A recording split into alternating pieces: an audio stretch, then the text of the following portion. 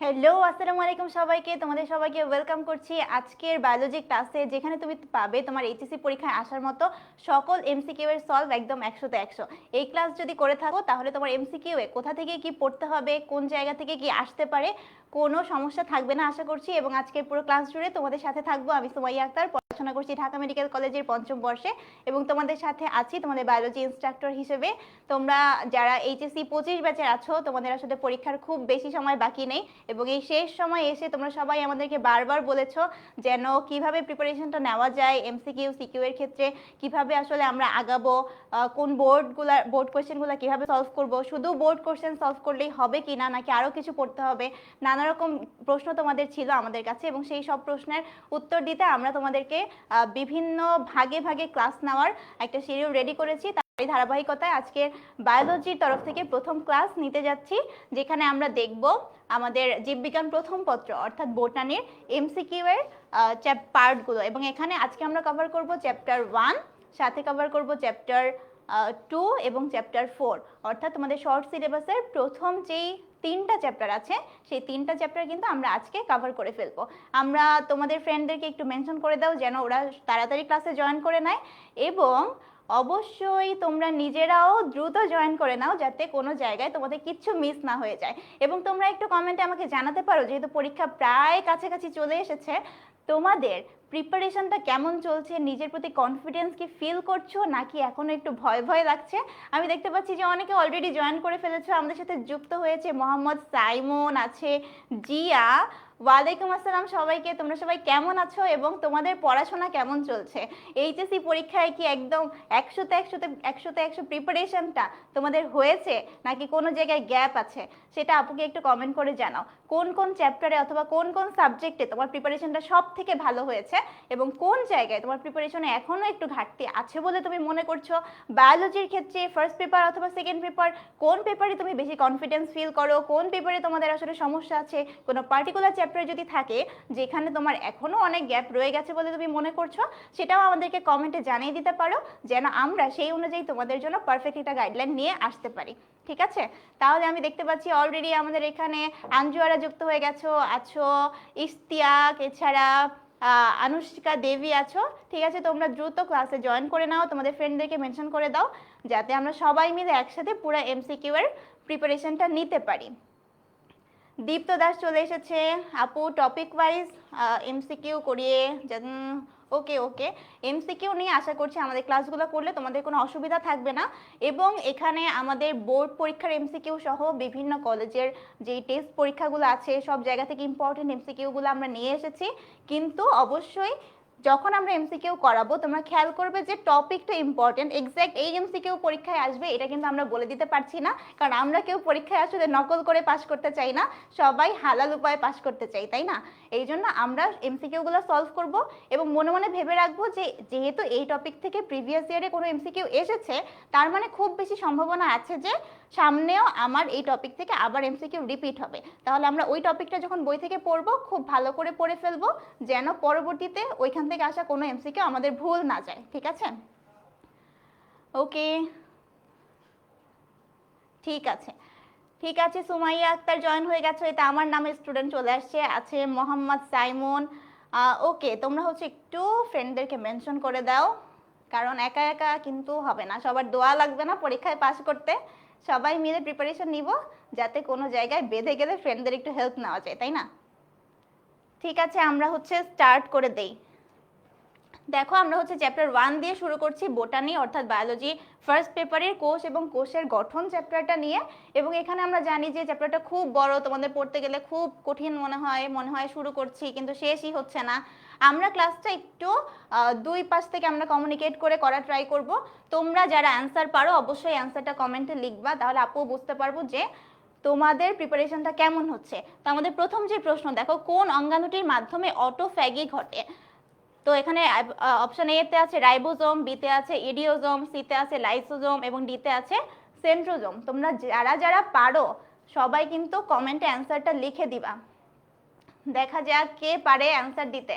আর আপু বলে দিচ্ছি। তো দেখো, কোন অঙ্গাণুর মাধ্যমে অটোফ্যাগি ঘটে, এর অ্যান্সারটা আমরা একটু দেখে নেই। অটোফেগি ঘটে যেটার মাধ্যমে আমরা সবাই জানি এটার অ্যান্সার কিন্তু হবে লাইসোজোম। ঠিক আছে, লাইসোজোমকে আমরা জানি যে আত্মঘাতী থলিকা বলা হয় অথবা সুইসাইডাল স্কোয়াড বলা হয়, কারণ ও কিন্তু আশেপাশে কোনো যদি খারাপ জিনিসপত্র থাকে ওর এনজাইমটা বের করে দিয়ে ওই জিনিসটাকে ও ধ্বংস করে দিতে পারে, যাতে ওই খারাপ জিনিসটা আমার বডির অন্য কোনো কোষকে যে ক্ষতি করতে না পারে। দেখতে পাচ্ছি অলরেডি হচ্ছে মুহতামিম হচ্ছে অ্যান্সার করেছো যে একের গ, ভেরি গুড। এই পাশে আনিকা অ্যান্সার করছো, okay very good. Liaquat answer করেছো, আঞ্জুয়ারা খাতুন অ্যান্সার করেছো। তাহলে এখান থেকে আমরা যেটা বুঝলাম সেটা হচ্ছে যেহেতু কোন অঙ্গাণুর মাধ্যমে অটোফেগি ঘটে এই কথাটা প্রশ্নে এসেছে, তার মানে তোমাকে বুঝতে হবে যে আমাদের চ্যাপ্টারে যতগুলো অঙ্গাণু আছে সব অঙ্গাণুর কাজগুলো থেকে কিন্তু আমাদের এমসিকিউ আসতে পারে। এবং এই চ্যাপ্টারে দেখবা শুরুর থেকে আমাদের বিভিন্ন অঙ্গাণুর স্ট্রাকচার নিয়ে কথা বলা আছে এবং বিভিন্ন অঙ্গাণুর কাজ নিয়ে কথা বলা আছে। তো আমরা এইটা খেয়াল রাখবো, বিভিন্ন অঙ্গাণুর যে কাজ আছে কাজ থেকে কিন্তু আমাদের এমসিকিউ আসার সম্ভাবনা অনেক বেশি। ঠিক আছে, তো যখন তোমরা পড়বা সব অঙ্গাণুর কাজগুলা ভালোভাবে পড়বা এবং সেখান থেকে দেখবা যে কোনগুলা প্রিভিয়াস ইয়ারে এসেছে। ঠিক আছে, ওকে, তাহলে আমরা পরের এমসিকিউতে চলে যাই। কোনটি সূচনা কোডন? আমরা সবাই জানি আমরা যখন হচ্ছে ট্রান্সক্রিপশন, ট্রান্সলেশন, রেপ্লিকেশন এই জিনিসগুলো পড়েছি একটা নির্দিষ্ট জায়গা থেকে কিন্তু আমাদের এই প্রক্রিয়াগুলো সূচনা হয়, তাই না? বিশেষ করে হচ্ছে ট্রান্সক্রিপশনের ক্ষেত্রে, ট্রান্সলেশনের ক্ষেত্রে একটা বিশেষ জায়গা থেকে শুরু হয়। তো কোন কোডনের ক্ষেত্রে আসলে শুরু হয় আমরা সবাই জানি। দেখি তোমরা পারো কিনা, কে অ্যান্সার করতে পারে? টু এর অ্যান্সার কে করতে পারে আমি একটু দেখি। ঠিক আছে, তো দেখো সূচনা কোডন কোনটা? সূচনা কোডন আমরা জানি যে এটা হচ্ছে AUG হলো সূচনা কোডন। তাহলে বাকি যে তিনটা আছে এটা সম্পর্কে আমাদেরকে ইনফরমেশন জানতে হবে। সেইটা কি? বাকি এই তিনটা জিনিস কিন্তু আমার সমাপ্তি কোডনের নাম। ঠিক আছে, সমাপ্তি কোডনের নাম, সমাপ্তি কোডন। ঠিক আছে, তাহলে তোমাকে কিন্তু এরকম প্রশ্ন দিতে পারে যে নিচের কোনটা সমাপ্তি কোডন অথবা নিচের কোনটা সূচনা কোডন নয় বা নিচের কোনটা সমাপ্তি কোডন নয়, এই টাইপের অ্যান্সার প্রশ্ন কিন্তু তোমাকে দিতে পারে। ঠিক আছে, তো ডান, তোমরা বুঝে ফেললা। আমি বারবার বলছি আমরা শুধু এমসিকিউটার উপর ফোকাস করব না, আমরা একই সাথে এমসিকিউটা কোন টপিক থেকে এসেছে এইটা অবশ্যই ফোকাস করব, কারণ টপিকটা আমাদের জন্য খুবই ইম্পর্টেন্ট। আমরা যখন পড়বো আজকের ক্লাসের পরে এই চ্যাপ্টার যখন পড়বো, যখনই এই টাইপের টপিক কোনোটা তোমার সামনে আসবে তুমি চোখ বড় বড় করে দেখবা যে আচ্ছা এখান থেকে প্রশ্ন আসছিল, এর উপর নিচ ভালো করে আমি পড়বো। ঠিক আছে, ওকে, অনেকে অ্যান্সার করেছো, জানো তো মামা অ্যান্সার করেছো, অ্যান্সার করেছে হচ্ছে Mohammad Simon. Okay, thank you. কোষ আবিষ্কার করেন কে? কোষ আবিষ্কার করেন কে? অপশনে আছে Leeuwenhoek, Robert Hooke, Robert Brown, Robert Darwin. তো অ্যান্সারটা তোমরা দিতে থাকো, সাথে আমি বলে দিই আর কি কি এখান থেকে লাগবে। এই চ্যাপ্টারে আমরা যখন শুরু থেকে শেষ পর্যন্ত যাব আমরা দেখব অনেক, মানে প্রথমে একটা পার্ট কি অনেকগুলো অঙ্গাণু, সেই অঙ্গাণুর স্ট্রাকচার, অঙ্গাণুর কাজ, তাই না? সেখানে প্রত্যেকটা অঙ্গাণু যেগুলো আছে এই অঙ্গাণুগুলার আবিষ্কার কে করছে আর নামকরণ কে করছে। ঠিক আছে, অঙ্গাণুগুলা আবিষ্কার প্লাস নামকরণ, এই জিনিসটা আমরা অবশ্যই ভালোভাবে পড়ব। প্লাস নামকরণ, তোমরা নিজেরা নিজেদের বইয়ের মধ্যে একটা চার্ট করে লাগাই রাখবা যে অমুক অমুক অঙ্গাণু অমুক অমুক আবিষ্কার করছে, অমুক বিজ্ঞানী হচ্ছে নামকরণ করছে। তাহলে কোষকে আবিষ্কার করে আমরা সবাই জানি, ছোট মানুষরাও জানে এটা, যে রবার্ট হুক হচ্ছে আমাদের কোষটা আবিষ্কার করেন। তাহলে রবার্ট ব্রাউন উনি কি করছে দেখো তো, রবার্ট ব্রাউন কি করছে আমরা জানি, উনি হচ্ছে নিউক্লিয়াস আবিষ্কার করেছেন, নিউক্লিয়াস আবিষ্কার করেছেন। কিভাবে মনে রাখবো দেখো, এই নতে কিন্তু নিউক্লিয়াস। ঠিক আছে, তারপর আসি কোনটি সাইটোপ্লাজমীয় নির্জীব বস্তু। এখানে কিছু কিছু অপশন আছে, রাইবোজোম, লাইসোজোম, এনজাইম, প্লাস্টিড। তাহলে দেখি তোমরা বলো।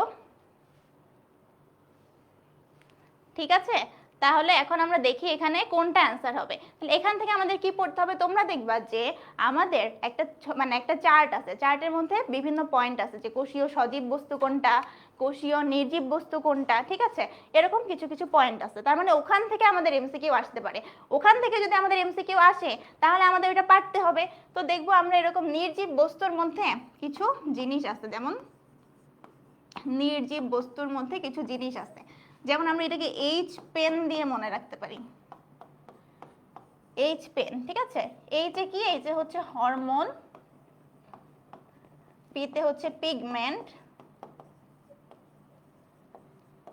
ইতে হচ্ছে এনজাইম, আর এনে হচ্ছে নেকটার। আমি চাই আজকের এই ক্লাস থেকে তোমাদের পাওয়াটা শুধুমাত্র এই কয়টা এমসিকিউ না হোক, তোমরা যাতে পুরো আইডিয়াটা নিয়ে যেতে পারো যে আমার কোন চ্যাপ্টারে কোন জায়গা কিভাবে পড়তে হবে। তাহলে এটা অ্যান্সার কি হবে আমরা বুঝতেই পারতেছি, এটা কিন্তু এনজাইম হবে। 4 এর এই 4 এর বি না তো, 4 এর হচ্ছে সি, ঠিক আছে। তামান্না বিনতে মিজান ঠিক অ্যান্সার করেছো, আনিসুর রহমান ঠিক অ্যান্সার করেছো, আরো আছে হাসান। ওকে ওকে, যারা জয়েন করছো এখন তাড়াতাড়ি নিজেরাও জয়েন করো, ফ্রেন্ডদেরকেও ডেকে নাও। কোষে শক্তি উৎপাদনকারী অঙ্গাণু কোনটি? অনেকগুলো নাম আছে শক্তি উৎপাদনকারী অঙ্গাণু, খেয়াল করো এখানে। তার মানে এই জায়গা থেকে আমি কি বুঝতেছি, আমার কি টাইপের প্রশ্ন আসতে পারে? দেখো, আমার প্রশ্ন আসতে পারে যে বিভিন্ন অঙ্গাণুর ভিন্ন ভিন্ন কিছু নাম আছে, যেমন ধরো হচ্ছে কোষের ট্রাফিক পুলিশ কাকে বলে, তারপরে যারা জানো আনসার করতে পারো, কোষের ট্রাফিক পুলিশ কাকে বলে, কোষের রান্নাঘর কাকে বলে, শক্তি রূপান্তরের অঙ্গাণু কাকে বলে, শক্তি উৎপন্ন করার জন্য যে অঙ্গাণু সেইটা কোনটা, ঠিক আছে। তাহলে শক্তি উৎপন্নকারী অঙ্গাণু আমরা কিন্তু বায়োলজিতে যদি সব কিছু ভুলে যাই, একটা জিনিস ভুলি না, সেটা কি বলতো? Mitochondria is the power house of cell, ঠিক আছে। আর আমি কি বলি? 10 minute school is the power house of your preparation, ঠিক আছে। তো আমরা এটা সবাই পারবো যে শক্তি উৎপাদনকারী অঙ্গাণু হচ্ছে মাইটোকন্ড্রিয়া। একই সাথে মনে রাখবো যে শক্তি রূপান্তরের অঙ্গাণু যদি বলে, শক্তি রূপান্তরের অঙ্গাণু যদি বলে সেটা কি হবে বলো তো, দেখি তোমরা পারো কিনা। শক্তি রূপান্তরের অঙ্গাণু কোনটা? এইটা কিন্তু হবে ক্লোরোপ্লাস্ট বা প্লাস্টিড, ঠিক আছে।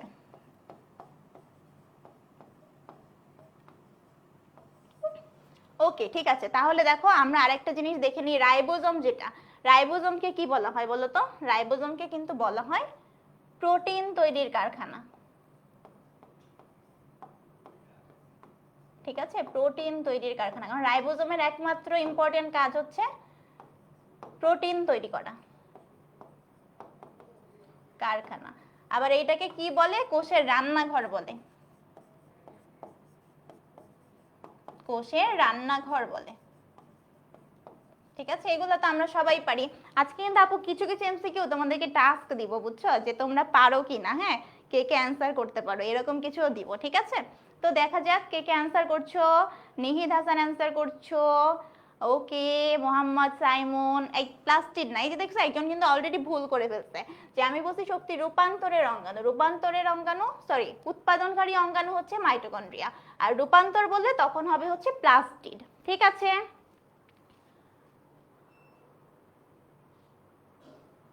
কোষের অভ্যন্তরে পিএইচ রক্ষা করে কোনটি? তো দেখো আবার কিন্তু সেম কনসেপ্ট, তোমরা দেখো কোথা থেকে প্রশ্নটা আসছে। প্রশ্ন আসছে হচ্ছে অঙ্গাণুর কাজ থেকে।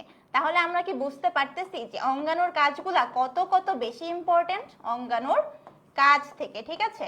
তাহলে অঙ্গাণুর কাজগুলা খুব ইম্পর্টেন্ট। তোমরা দেখবে এই চ্যাপ্টার বিশাল বড়, বিশাল বড়। শুরুর পার্ট আছে অঙ্গাণু নিয়ে, পরের পার্ট আছে হচ্ছে আমাদের ডিএনএ, আরএনএ, ট্রান্সক্রিপশন, ট্রান্সলেশন, এগুলা নিয়ে, তাই না?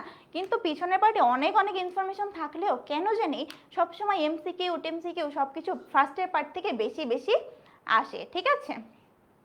ওকে, ঠিক আছে, আমরা তাহলে এটা দেখি। এটা খুবই ইম্পর্টেন্ট একটা এমসিকিউ, যেটা প্রায় অনেক বছর তোমাদের হচ্ছে এইচএসসি তে যেমন আসে, প্লাস যদি অ্যাডমিশনের কথা চিন্তা করো ওইখানে অনেক আসছে এই এমসিকিউ। মানে তুমি যদি ঘুমায়ও যাও তাও তোমাকে ডাক দিয়ে যদি আপু জিজ্ঞেস করি যে কোষের অভ্যন্তরে পিএইচ কে রক্ষা করে, তুমি যাতে চোখ খুলে বলতে পারো এটা হচ্ছে আমাদের কোষ গহ্বর, ঠিক আছে। চলে যাচ্ছি পরের এমসিকিউতে। কোষ বিভাজনের সময় কোষ প্লেট তৈরিতে সাহায্য করে কোনটা? কোষ বিভাজনের সময় কোষ প্লেট তৈরিতে সাহায্য করে কোনটা? দেখি এটা কে পারো আমাদের সাথে, দেখি আনিসুর রহমান আছো। এই 7 নম্বর এমসিকিউটা কে পারো আমি একটু দেখি। মোহাম্মদ সাইমুন আছো, লিয়াকত আলী আছো। ফ্রেন্ডদেরকে এখনো মেনশন করে দাওনি কেন? তোমরা একা একা লুকিয়ে লুকিয়ে ক্লাস করতে চাও আর একা একা ভালো করতে চাও, তাই না? হ্যাঁ, জানো এই অধ্যায়টা না আমি যখন শুরুতে পড়তাম আমারও ভালো লাগতো না। কেন ভালো লাগতো না? নতুন নতুন আমি উঠছি এইচএসসি তে, তাই না? তোমরা তো এখন শেষের দিকে, আমি যখন নতুন নতুন ছিলাম, নতুন নতুন আমি ইন্টারে উঠছি, তাই না? তখন আমি প্রথম চ্যাপ্টার শুরু করে যদি দেখি শেষই হচ্ছে না, শেষই হচ্ছে না, তখন কিভাবে হয় বলো? খুবই খারাপ লাগতো, হ্যাঁ। দেখি এই পাশে আমাদের সাথে অনেকে যুক্ত আছে, তামিম আছো, আহমেদ আছো, উর্মিলা আছো, তারপরে আছে স্বপ্ন ছোঁয়া, তারপরে অনেকে আছো। ওকে, সবাই অ্যান্সার করো। এই যে দেখো, একজন কোষ বিভাজনের সময় কোষ প্লেট তৈরিতে সাহায্য করে কোন অঙ্গাণু? দেখি এটা কে পারো।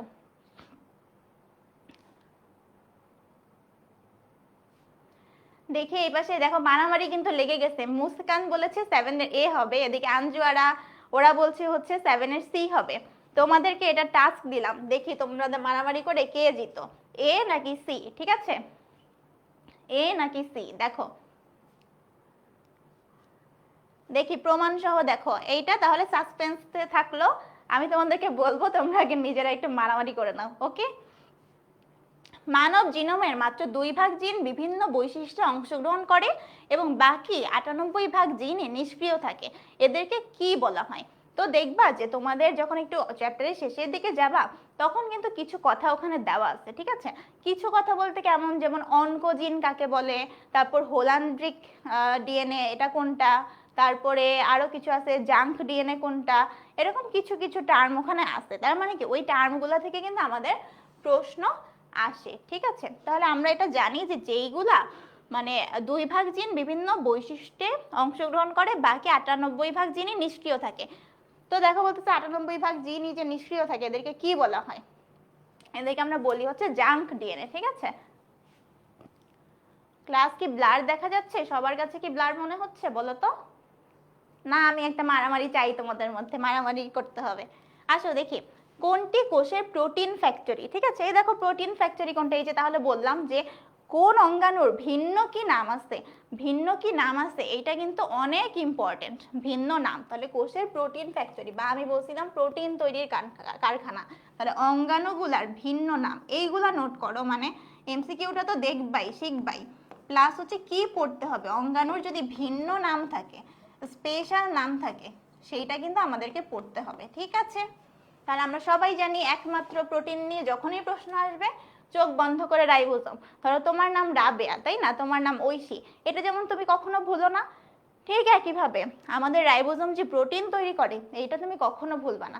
ধরো তোমাকে মাথায় কেউ বাড়ি দিছে, বাড়ি দেওয়ার পরে তোমার জ্ঞান হারাই গেছে, এখন তুমি নিজের নামও নিজেকেও চিনতেছো না, আমাকেও চিনতেছো না, আশেপাশে যারা আছে কাউকে চিনতেছো না, তখনও যদি কেউ যে বলে যে বল তো বাবা যে হচ্ছে প্রোটিন তৈরি করে কে, তুমি বলবা এই সব ভুলে গেছি, এইটা কিন্তু মনে আছে, প্রোটিন তৈরি করে হচ্ছে রাইবোজোম। ঠিক আছে, স্টপ কোডন কোনটা?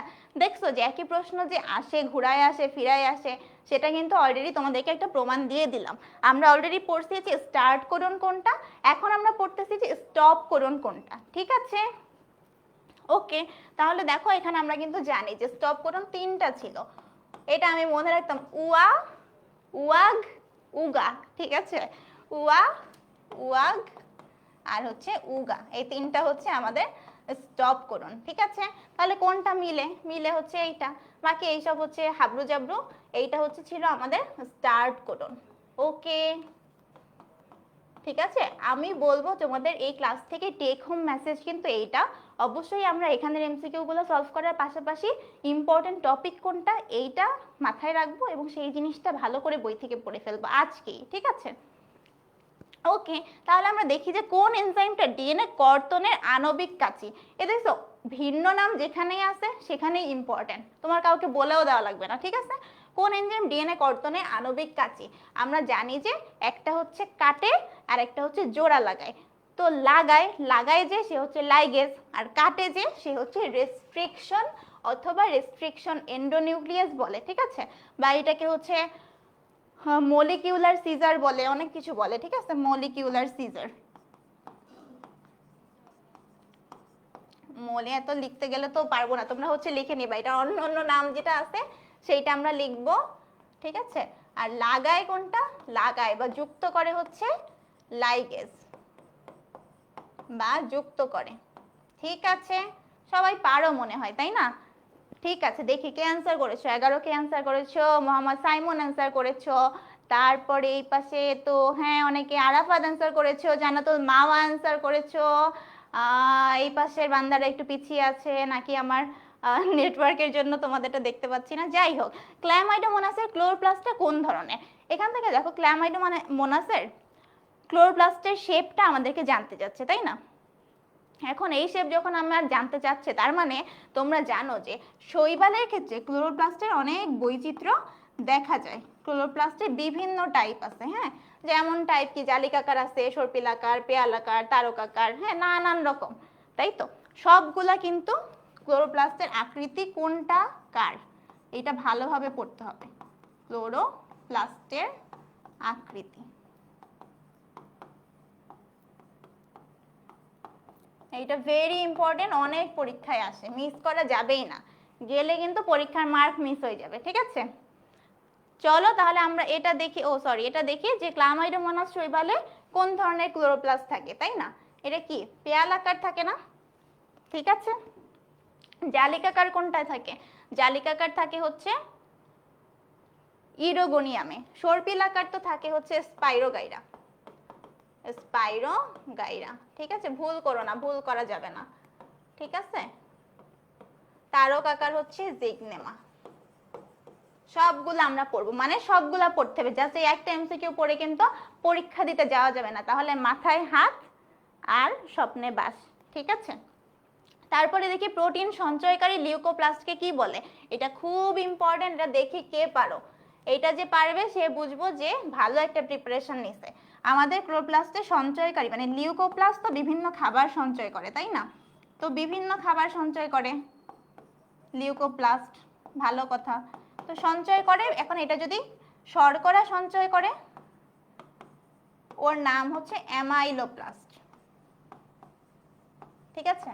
এখন তোমরা আমাকে বলবা যে ও যদি লিপিড সঞ্চয় করে তাহলে ওর নাম কি, আর ও যদি প্রোটিন সঞ্চয় করে তাহলে ওর নাম কি? এটা কমেন্টে একটু লিখেও দিতে পারো, বা এখান থেকে এই প্রশ্নের অ্যান্সার দিলেও আমি বুঝবো, ঠিক আছে? দেখা যাক 13 কি। দেখো ভালো করে, প্রোটিন সঞ্চয় করে যেই লিউকোপ্লাস্ট সেইটার নাম কি? ক্রোমোপ্লাস্ট, ক্লোরোপ্লাস্ট, ইলায়োপ্লাস্ট নাকি অ্যালিউরোপ্লাস্ট? দেখি, ওকে, দেখে দেখো অলরেডি কিন্তু আবার মারামারি শুরু হয়ে গেছে, কেউ বলছো সি, কেউ বলছো ডি। আমি দেখি মারামারিতে কোন পক্ষ জেতে, কোন পক্ষ জেতে, দেখা যাক। যারা 13 বি অ্যান্সার করছো তারা ভালো করে একটু বোঝো, ক্লোরোপ্লাস্ট তো সবুজ, সবুজ, ওর কাজ হচ্ছে খাবার তৈরি করা, এটা তো সবুজ, ওর কাজ হচ্ছে খাবার তৈরি করা, খাবার তৈরি করবে। ক্রোমোপ্লাস্ট হচ্ছে রঙিন, ওর কাজ হচ্ছে পরাগায়নে হেল্প করা, পরাগায়নে হেল্প করা। তাহলে বাকি এই দুইটাতে অ্যান্সার আগেই বাদ, এই দুইটা অ্যান্সার আগেই বাদ। এই দুইটার মধ্যে আমাদের 3টা পয়েন্ট ছিল, শর্করা সঞ্চয় করে কোনটা, লিপিড কোনটা, আর প্রোটিন কোনটা, ঠিক আছে? এই যে দেখো 13 হচ্ছে অলরেডি কিন্তু অনেকে মারামারি করে, মানে একদম কনফিডেন্সের সাথে এইটা হবেই, হ্যাঁ, এরকম কিন্তু বলে ফেলছে সজীব সরকার। তাহলে ইলায়োপ্লাস্ট আমরা দেখতে পাচ্ছি, ঠিক আছে? আর অ্যালিউরোপ্লাস্ট কোনটা বলো তো? অ্যালিউরোপ্লাস্ট দেখো তাহলে বলছে, এবার দেখো কি বলছে, একটা বহুপদী আছে যে লিউকোপ্লাস্টে কি কি, মানে একটা বহুপদী, ঠিক আছে? ভূনিম্নস্থ কাণ্ডে অবস্থান করে, তারপর আলোতে সবুজ বর্ণ ধারণ করে, ক্যারোটিন এবং জ্যান্থোফিল সমৃদ্ধ। এরকম যখন বহু নির্বাচনী আসবে তোমাদের একটা ট্রিক শিখাই দিই, হ্যাঁ, ট্রিকটা কি, তুমি দেখবা যে কোন পয়েন্টটা মানে আসলে হবেই না, তুমি নিশ্চিত, তাহলে ওরকম যদি জানো যে এটা হবেই না তাহলে দেখবো অলরেডি তুমি অ্যান্সার পেয়ে গেছো। যেমন আমরা সবাই জানি লিউকো কথাটার মানে হচ্ছে সাদা, তাই না? লিউকো কথাটার মানে হচ্ছে সাদা, তাহলে সাদার মধ্যে কি, ক্যারোটিন তো কমলা কালার, জ্যান্থোফিল তো হলুদ কালার, তাই না? তাহলে সাদার মধ্যে কি কমলা হলুদ এইসব থাকা কোনোদিনও সম্ভব? একে কোনো পাগলে সম্ভব করতে পারবে এটা বলো? তাহলে কিন্তু আমি কিচ্ছু তাকানোরই দরকার নাই, প্রথম দুইটাই যা আছে দেখারই দরকার নাই, চোখ বন্ধ করবা, এরকম চোখ খোলা ছিল না, বন্ধ করবা, বন্ধ করে অ্যান্সার দাগিয়ে দিবা 1 ও 2, ঠিক আছে? চলে যাচ্ছি পরেরটায়, ডিএনএ এর কাজ কি? ডিএনএ এর কাজের মধ্যে দেখো এখানে 3টা পয়েন্ট আছে, যে বংশগতির আণবিক ভিত্তি, জীবের সকল বৈশিষ্ট্য নিয়ন্ত্রণ করে, জৈবিক সংকেত প্রেরণ করে। তো আমরা জানি ডিএনএ এর কাজ আসলে এই 3টার সবগুলাই হয়, এবং এখানে কিন্তু ওই এই বইয়ে যে এখানে এই কাজগুলো লেখা, এখানে আরো কিছু কিছু পয়েন্ট আছে, তার মানে আমি কি বুঝলাম, এই পয়েন্ট থেকে কিন্তু আমাকে প্রশ্ন দিতে পারে, ঠিক আছে? দেখি দেখি, তোমরা তো পড়াশোনা বিষয়ে কথা বলছো না, নিজেরা উল্টাপাল্টা কথা বলছো কেন? তাড়াতাড়ি, আমরা পড়াশোনা করবো তো, সামনে পরীক্ষা না। তারপরে আসো, কোষ ঝিল্লির ভৌত গঠন সম্পর্কে মতবাদ আসলে কোনগুলা? দেখো তো, কোনগুলা এখানে ঠিক আছে? একটা হচ্ছে ড্যানিয়েল এবং ডেভসন, এরা হচ্ছে স্যান্ডউইচ মতবাদ দিয়েছেন। তারপর বলছে সিঙ্গার এবং নিকলসন, ওরা হচ্ছে ফ্লুইড মোজাইক মতবাদ দিয়েছেন। আর এটা বলছে রবার্টসন, উনি হচ্ছে লিপিড মেমব্রেন মতবাদ দিয়েছেন। তোমাদের বই এটা দেওয়া আছে যে ইউনিট মেমব্রেন হাইপোথিসিস দিয়েছেন, ইউনিট মেমব্রেন হাইপোথিসিস। হ্যাঁ, কিন্তু ব্যাপারটা হচ্ছে লিপিড দিয়ে তো তৈরিই হয়, তাহলে এখানে আমরা সবগুলাই অ্যান্সার দিতে পারবো। ঠিক আছে, দেখি তো তোমরা ওই যে প্রোটিনেরটা ভুলছো নাকি? যে বলো তো প্রোটিন ফ্যাক্টরি কোনটাকে বলা হয়? কার মাথায় বাড়ি দিলেও এটা ভুল করবে না, দেখি তো। ওকে, দেখা যাক এবার কি আছে। গলগি বস্তু এটা কি কি করে? এদেরকে কোষের ট্রাফিক পুলিশ বলা হয়, অপর নাম ডিকটায়োজম, অল্টম্যান এদের আবিষ্কার করেন। এইসবের মধ্যে কি দেখো কোন জিনিসটা মানে খুবই সহজ, যদি কোনো বিজ্ঞানীর আবিষ্কারকের নাম সব থেকে সহজ হয় সেটা হচ্ছে এই গলগি বস্তুর ক্ষেত্রে বিজ্ঞানের নাম। কেন? যেই নাম বিজ্ঞানের নামও সেই। ঠিক আছে, স্লাইডগুলা কোথায় পাবা? স্লাইডগুলা তোমাদেরকে দিয়ে দেওয়া হবে। কোথায় দিয়ে দিব আমি আসলে জানাই দিব, ঠিক আছে? তোমরা একটু খেয়াল রেখো। তাহলে গলগি বস্তু আমরা সবাই জানি আবিষ্কার করছে একদম সহজ একটা নাম, সেটা হচ্ছে ক্যামিলো গলগি। মানে আমি যদি কিছু আবিষ্কার করি আমি নাম দিব সুমাইয়া, সুমাইয়া অঙ্গানু, তাই না? উনি আবিষ্কার করে নাম দিয়ে দিছে গলগি বস্তু, যে আমার নাম ভুলবা কোনো সুযোগই নাই। কষ্ট করে আবিষ্কার করছে আর আমার নাম ভুলে যাবা? তাহলে দেখো অপর দিকে কি তাকানোর দরকার আছে? এটা তো হবেই না, তাই না? তো তাহলে 1 আর 2 কিন্তু আমার অ্যান্সার। অপর নামে আরো কিছু ছিল, ডিকটায়োজম ছিল, ইডিওজম ছিল, তারপর হচ্ছে লাইপোকন্ড্রিয়া ছিল। তার মানে কি যেখান থেকে প্রশ্ন আসবে আমরা কিন্তু ওর আশেপাশের জিনিসগুলা অবশ্যই অবশ্যই ভালো করে পড়বো। ঠিক আছে, অনেকে অ্যান্সার করছো আমি দেখতে পাচ্ছি, হাসান আছে, সজীব আছে, আনিসুর রহমান আছে, এই পাশে ঐশী আছে, তাসলিমা খুকি আছে। তাসলিমা খুকির নামটা আমার বেশ পরিচিত লাগছে, ও মনে হয় আগেও আমার কোনো ক্লাস করেছে। এই পাশে দেখতে পাচ্ছি উর্মিলা চৌধুরী আছে, তামিম আছে, নূর আহমদ আছে। স্বপ্ন ছোঁয়া, তোমার আসল নাম কি? দেখি রেপ্লিজমের অংশ কি কি, এইটা তোমাদেরকে আমি দেখি এটা তোমরা কে পারো। এটাও সাসপেন্স প্রশ্ন, মারামারি হবে, তারপর দেখবো। ঠিক আছে, সুমাইয়া লিখেছে আপু লাঞ্চ করছেন, না করলে কি তুমি খাওয়াবা আমাদের? বলো রেপ্লিজমের অংশ কি কি আছে, এটা কি কে কে পারো দেখি। দেখি এটা নিয়ে একটা মারামারি হতে থাকুক, আমরা সামনে হচ্ছে দেখি। দেখো বলছে যে উদ্দীপক হতে 19, আচ্ছা যেগুলো আমি অ্যান্সার বলতেছি না এগুলো নিয়ে কিন্তু টেনশন করার দরকার নেই। আমি তোমাদেরকে এই অ্যান্সারগুলো সহ তোমাদের পিডিএফটা যাতে তোমরা পেয়ে যাও এই ব্যবস্থা করে দিব। আপাতত একটু জানতে চাচ্ছি যে তোমাদের প্রিপারেশনটা কেমন এবং কোনটা নিয়ে কনফিউশন হয়। ঠিক আছে, আজকে শুধু এমসিকিউ পড়াবো, কিন্তু নট অনলি এমসিকিউ পড়াবো, আমি বলেও দিব সাথে সাথে কোন কোন জায়গাগুলো তোমাদেরকে ভালো করে পড়তে হবে। ঠিক আছে, দেখো এখানে কি বলছে যে এখান থেকে আমাদের 2টা প্রশ্নের উত্তর করতে হবে। ভালো কথা। এম কে বলা হয় কোষের কি? এম এর চিত্র দেখে কি মনে হচ্ছে? এটা কিন্তু একটা প্লাস্টিডের চিত্র, অথবা আমি বলতে পারি যে ক্লোরোপ্লাস্টের চিত্র। ঠিক আছে, এবং এন যেটা, এটা কি? এটা কিন্তু আমার একটা মাইটোকন্ড্রিয়ার চিত্র। আমরা জানি না মাইটোকন্ড্রিয়া, এই চিত্র তো আমাদের পরীক্ষায় আঁকার জন্য আমরা অনেক প্র্যাকটিস করি, তাই না? তাহলে আমরা দেখতেছি কি এম কে কি বলা হয়? এম হচ্ছে প্লাস্টিড, এম হচ্ছে খাবার দাবার রান্না করে, যেই খাবার যদি ও রান্না করে আমি একটু লাঞ্চ করতে পারবো, তাই না? তাহলে এটাকে কি বলা হয়? কোষের রান্নাঘর বলা হয়। ঠিক আছে, তারপর দেখো এন চিত্রের ক্ষেত্রে কোনটা প্রযোজ্য? এন চিত্রের ক্ষেত্রে কোনটা প্রযোজ্য? এর বহির্গঠন রক্ষণাত্মক এবং অন্তর্গঠন কর্মধায়ক। তার মানে কি বাইরের যে আবরণটা এটা ওকে রক্ষা করে যাতে কোনো মানে আঘাত থেকে ও যাতে ব্যথা ট্যাথা না পায়, আর ভিতরে যেটা আছে ওখানে বিভিন্ন এনজাইম টেনজাইম থাকে, ওগুলো অনেক কাজবাজ করে। ঠিক আছে, তারপর বলছে শুষ্ক ওজনে 90% প্রোটিন।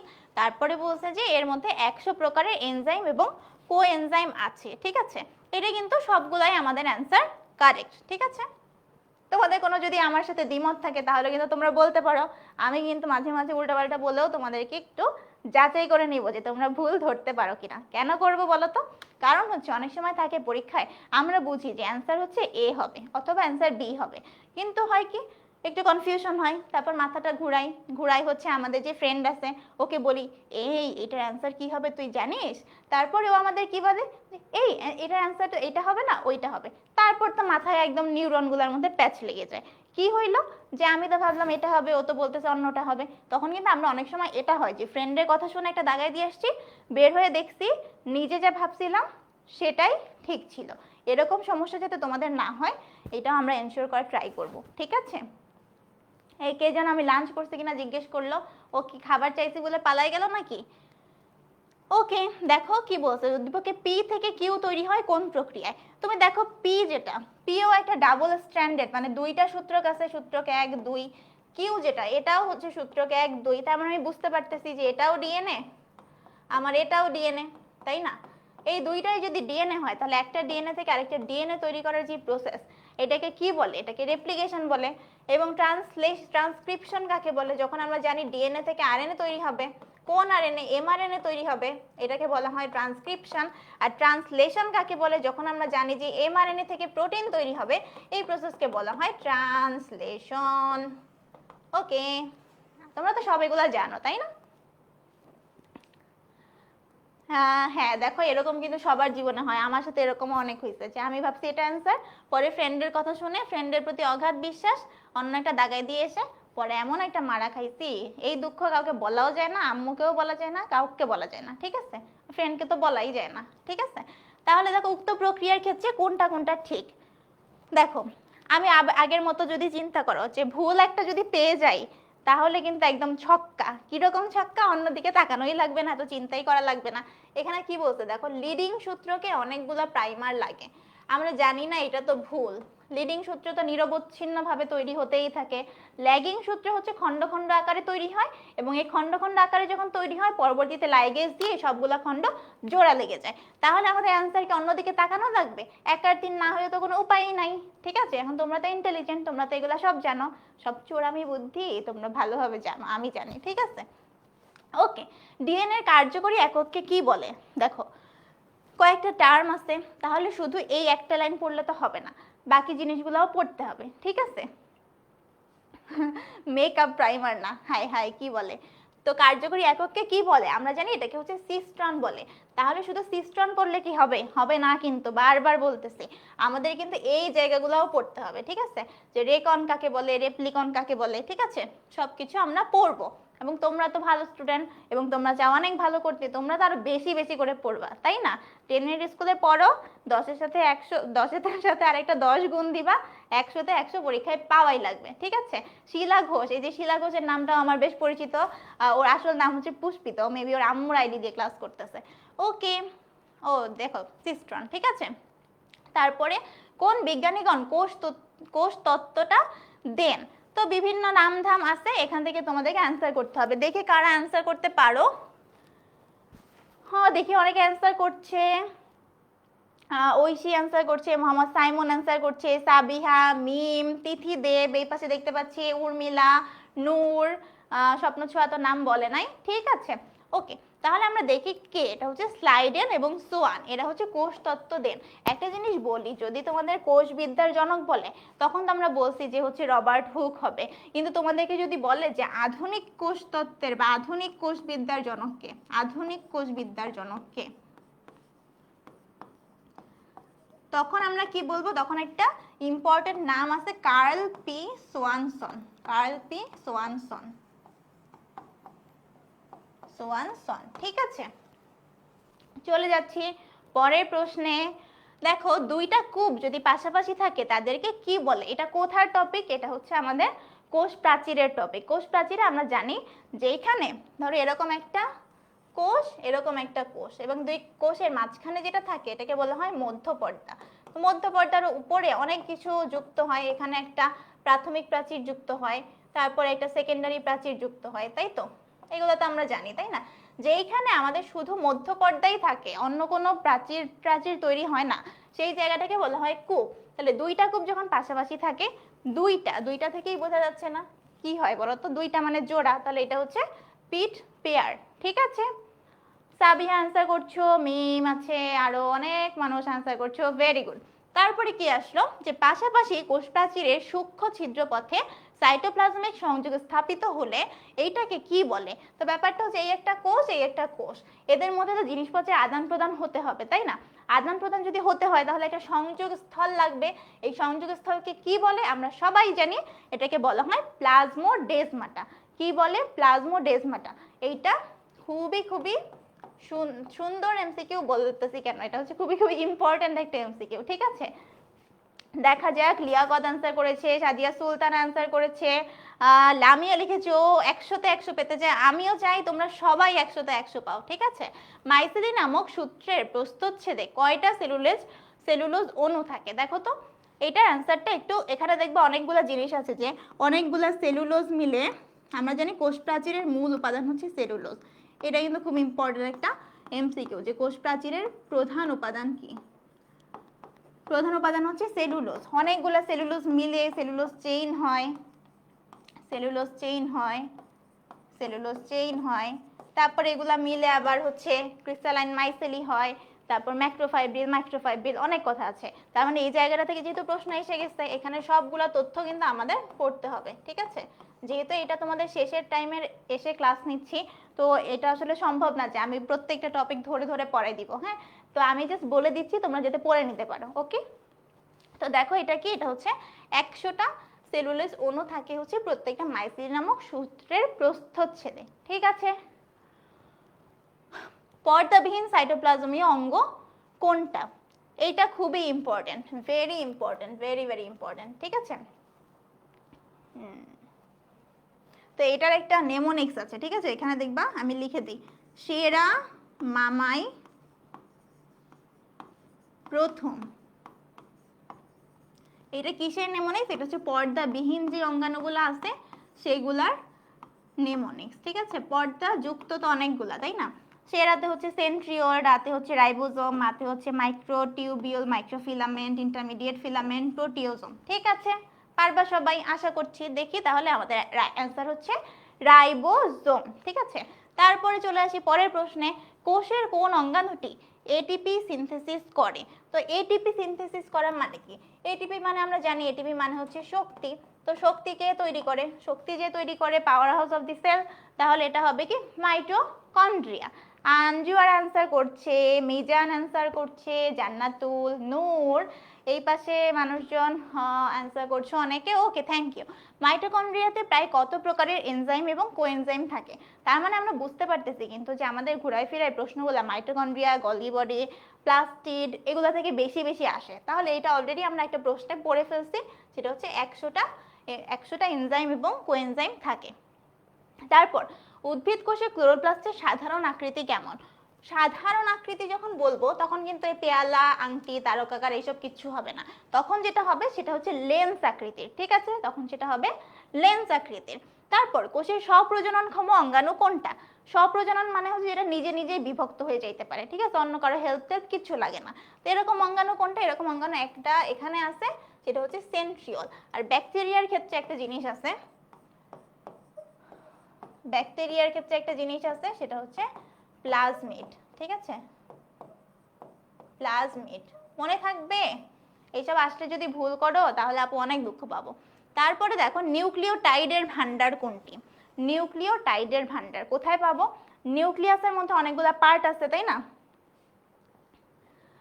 নিউক্লিয়াসের মধ্যে অনেকগুলো পার্ট আছে, নিউক্লিয়ার মেমব্রেন, নিউক্লিওপ্লাজম, নিউক্লিওলাস, তারপরে ক্রোমাটিন জালিকা, এরকম অনেক কিছু আছে না? সবগুলা দেখবা আলাদা আলাদা করে কাজ দেওয়া আছে, আলাদা আলাদা করে কাজ, যেগুলো ওখান থেকে কিন্তু অনেক এমসিকিউ আসে। তাহলে নিউক্লিওটাইডের ভান্ডার কোনটা? দেখি তোমরা কিন্তু অ্যান্সার করবা, যারা পারো অবশ্যই অ্যান্সার করবা। এটা দেখি কে পারে। এটা হচ্ছে নিউক্লিওলাস, ঠিক আছে? এবং তোমরা একটা জিনিস হচ্ছে মনে রাখো, হ্যাঁ, এখানে একটা আছে, প্রশ্ন আছে যে এনজাইমের কাজের মূল ক্ষেত্র হিসেবে কোনটা কাজ করে? এনজাইমের মূল ক্রিয়াক্ষেত্র হিসেবে বা মূল ক্রিয়াক্ষেত্র হিসেবে কোনটা কাজ করে? সবাই এটা যারা পারো বলো তো। এটার আনসার হচ্ছে নিউক্লিওপ্লাজম। গেল। ক্রোমোজোমের কোন অঞ্চলকে নিউক্লিওলাস পুনর্গঠন অঞ্চল বলা হয়? পুনর্গঠন অঞ্চল বলা হয়। ক্রোমোজোমের কোন অংশকে নিউক্লিয়াস পুনর্গঠন অঞ্চল বলা হয়? এই জিনিসটা অনেক আসে এবং আমরা সবাই খুব ভুল করি, কারণ দেখো জীবনে যা প্রাইমারি তা নিয়ে সবার অনেক মাথা ব্যথা থাকে, অনেক মনে থাকে, কিন্তু যেইটা হচ্ছে সেকেন্ডারি বা হচ্ছে একটু গৌণ মানে মুখ্য না, তাদেরকে কেউ পাত্তা দেয় না। ঠিক আছে, যেমন ধরবা বাসায় কিন্তু বড় মেয়ে ছোট মেয়ে এরকম ছোট বড় যে ছেলে মেয়ে আছে তাদের সবাই অনেক পাত্তা দেয়, মিডল যদি কেউ থাকে তার কোনো পাত্তাই নাই, ও ছোটর কাছেও কথা শোনে, বড়র কাছেও কথা শোনে, মার কাছেও কথা শোনে, বাবার কাছেও কথা শোনে। তোমাদের মধ্যে কেউ আছো এই ভুক্তভোগী, আমার এই কথার সাথে সহমত না এমন কেউ আছো? তো দেখো এটা কিন্তু গৌণ কুঞ্চন, ভেরি ইম্পর্টেন্ট। ঠিক আছে, কোন অঙ্গাণুটি শুক্রাণু গঠনে সহায়তা করে? তো শুক্রাণু গঠনে কোনটা সহায়তা করে বলো তো? মাইটোকন্ড্রিয়া, ক্লোরোপ্লাস্ট, গলগি বস্তু, সাইটোপ্লাজম। এখন আমি কিন্তু তোমাদের ওই বান্ধবীর মতো কাজটা করব, দেখি তোমরা ধরতে পারো কিনা। ঠিক আছে, বান্ধবীর মতো কাজটা করলে তোমরা ধরতে পারো কিনা সেটা একটু দেখি, যে পিছন থেকে বলবো যে এই এটা কিন্তু অ্যান্সার না ওটা অ্যান্সার। ঠিক আছে, দেখা যাক, এটার অ্যান্সার একটু ওয়েট করি, এটার অ্যান্সারটা একটু ওয়েট করতে হবে। লিয়াকত অ্যান্সার করছো, ওই যে লিয়াকত নাকি মিডল মিডল মিডল চাইল্ড, তাই না? ওকে, রাবেয়া ফেরদৌসি আছো, আরিফ, আরিফ রহমান, এইচএসসি 27, এই দেখো উত্তেজিত 27 কিন্তু চলে আসছে 25 ব্যাচের সাথে ক্লাস করতে। কোনো সমস্যা নাই, আমরা তোমাদের উত্তেজনাকে আসলে প্রায়োরিটি দিচ্ছি এবং এটাকে কি বলবো যে এটা ঠিক আছে, কিন্তু এটা পুরো টাইম জুড়ে যেন থাকে এবং তোমাদের ভেতর থেকে অনেক ভালো ভালো মানুষজন, অনেক ভালো ভালো মানুষজন বের হয়ে আসুক। এখন দেখো আমার এই অ্যান্সারের সাথে তোমরা কি সহমত নাকি দ্বিমত, তাই বলো তাড়াতাড়ি। এটা থেকে সাথে সহমত নাকি দ্বিমত? কোন অঙ্গাণুটি শুক্রাণু গঠনে সহায়তা করে বলো? তামিম, উর্মিলা, 35-এর ডি বলছো তোমরা, 35-এর এ। ওকে, হ্যাঁ অ্যাকচুয়ালি দেখো একজন অ্যান্সারটা ভালো বলতে পেরেছো, এই যে আমার অ্যান্সার দেখে বললে হবে না তো। ঠিক আছে, 35-এর এ অ্যান্সার বলেছো একজন, দেখি। এইরকম করলে কিন্তু পিছনে বন্ধুর খবর শুনে তোমরা আসলে তখন পারবা না। ঠিক আছে, দেখি এটার অ্যান্সার কে কে তোমরা কি কি বলো, দেখা যাক এবার বন্ধুর কথা শুনে কি ভুল করে দিয়ে আসবা নাকি দিয়ে আসবা না।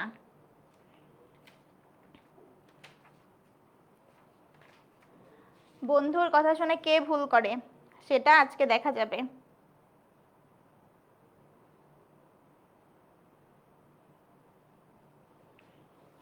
ঠিক আছে, এই যে বন্ধুর কথা শুনে ভুল করা পাবলিকরা, এটা কিন্তু মাইটোকন্ড্রিয়া হবে। যারা আমার অ্যান্সার দেখে ভুলভাল বলছো তারা হচ্ছে ওই বন্ধুর কথা শুনে ভুল করে আসবা, তো এটা আমি চাই না। কোন অঙ্গাণুটা শুক্রাণু গঠনে অংশগ্রহণ করে? এটা হচ্ছে মাইটোকন্ড্রিয়া। ঠিক আছে, আর গলগি বডির মধ্যে আরেকটা জিনিস ছিল, গলগি বডি হচ্ছে শুক্রাণুর হচ্ছে অ্যাক্রোজোম। অ্যাক্রোজোমের কথা যদি বলে তখন হচ্ছে আমরা এটা দিব। ঠিক আছে, শুক্রাণু নিয়ে কিন্তু আমাদের অনেক প্রশ্ন আছে, একটা হচ্ছে শুক্রাণুর লেজ কে তৈরি করে, শুক্রাণুর অ্যাক্রোজোম কে তৈরি করে, শুক্রাণুকে গঠন করে, তারপরে আরেকটা ছিল হচ্ছে তোমার শুক্রাণুর বিচলনে বা ফ্লাজেলার বিচলনে।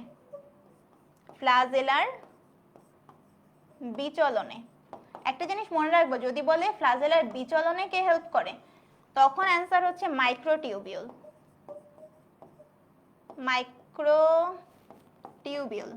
কিন্তু একই প্রশ্ন যদি তোমাকে বলে যে ফ্লাজেলা সৃষ্টিতে কে সাহায্য করে তখন সেটা কি হবে বলো তো? ফ্লাজেলা সৃষ্টিতে কে সাহায্য করে সেটা হবে হচ্ছে সেন্ট্রিওল।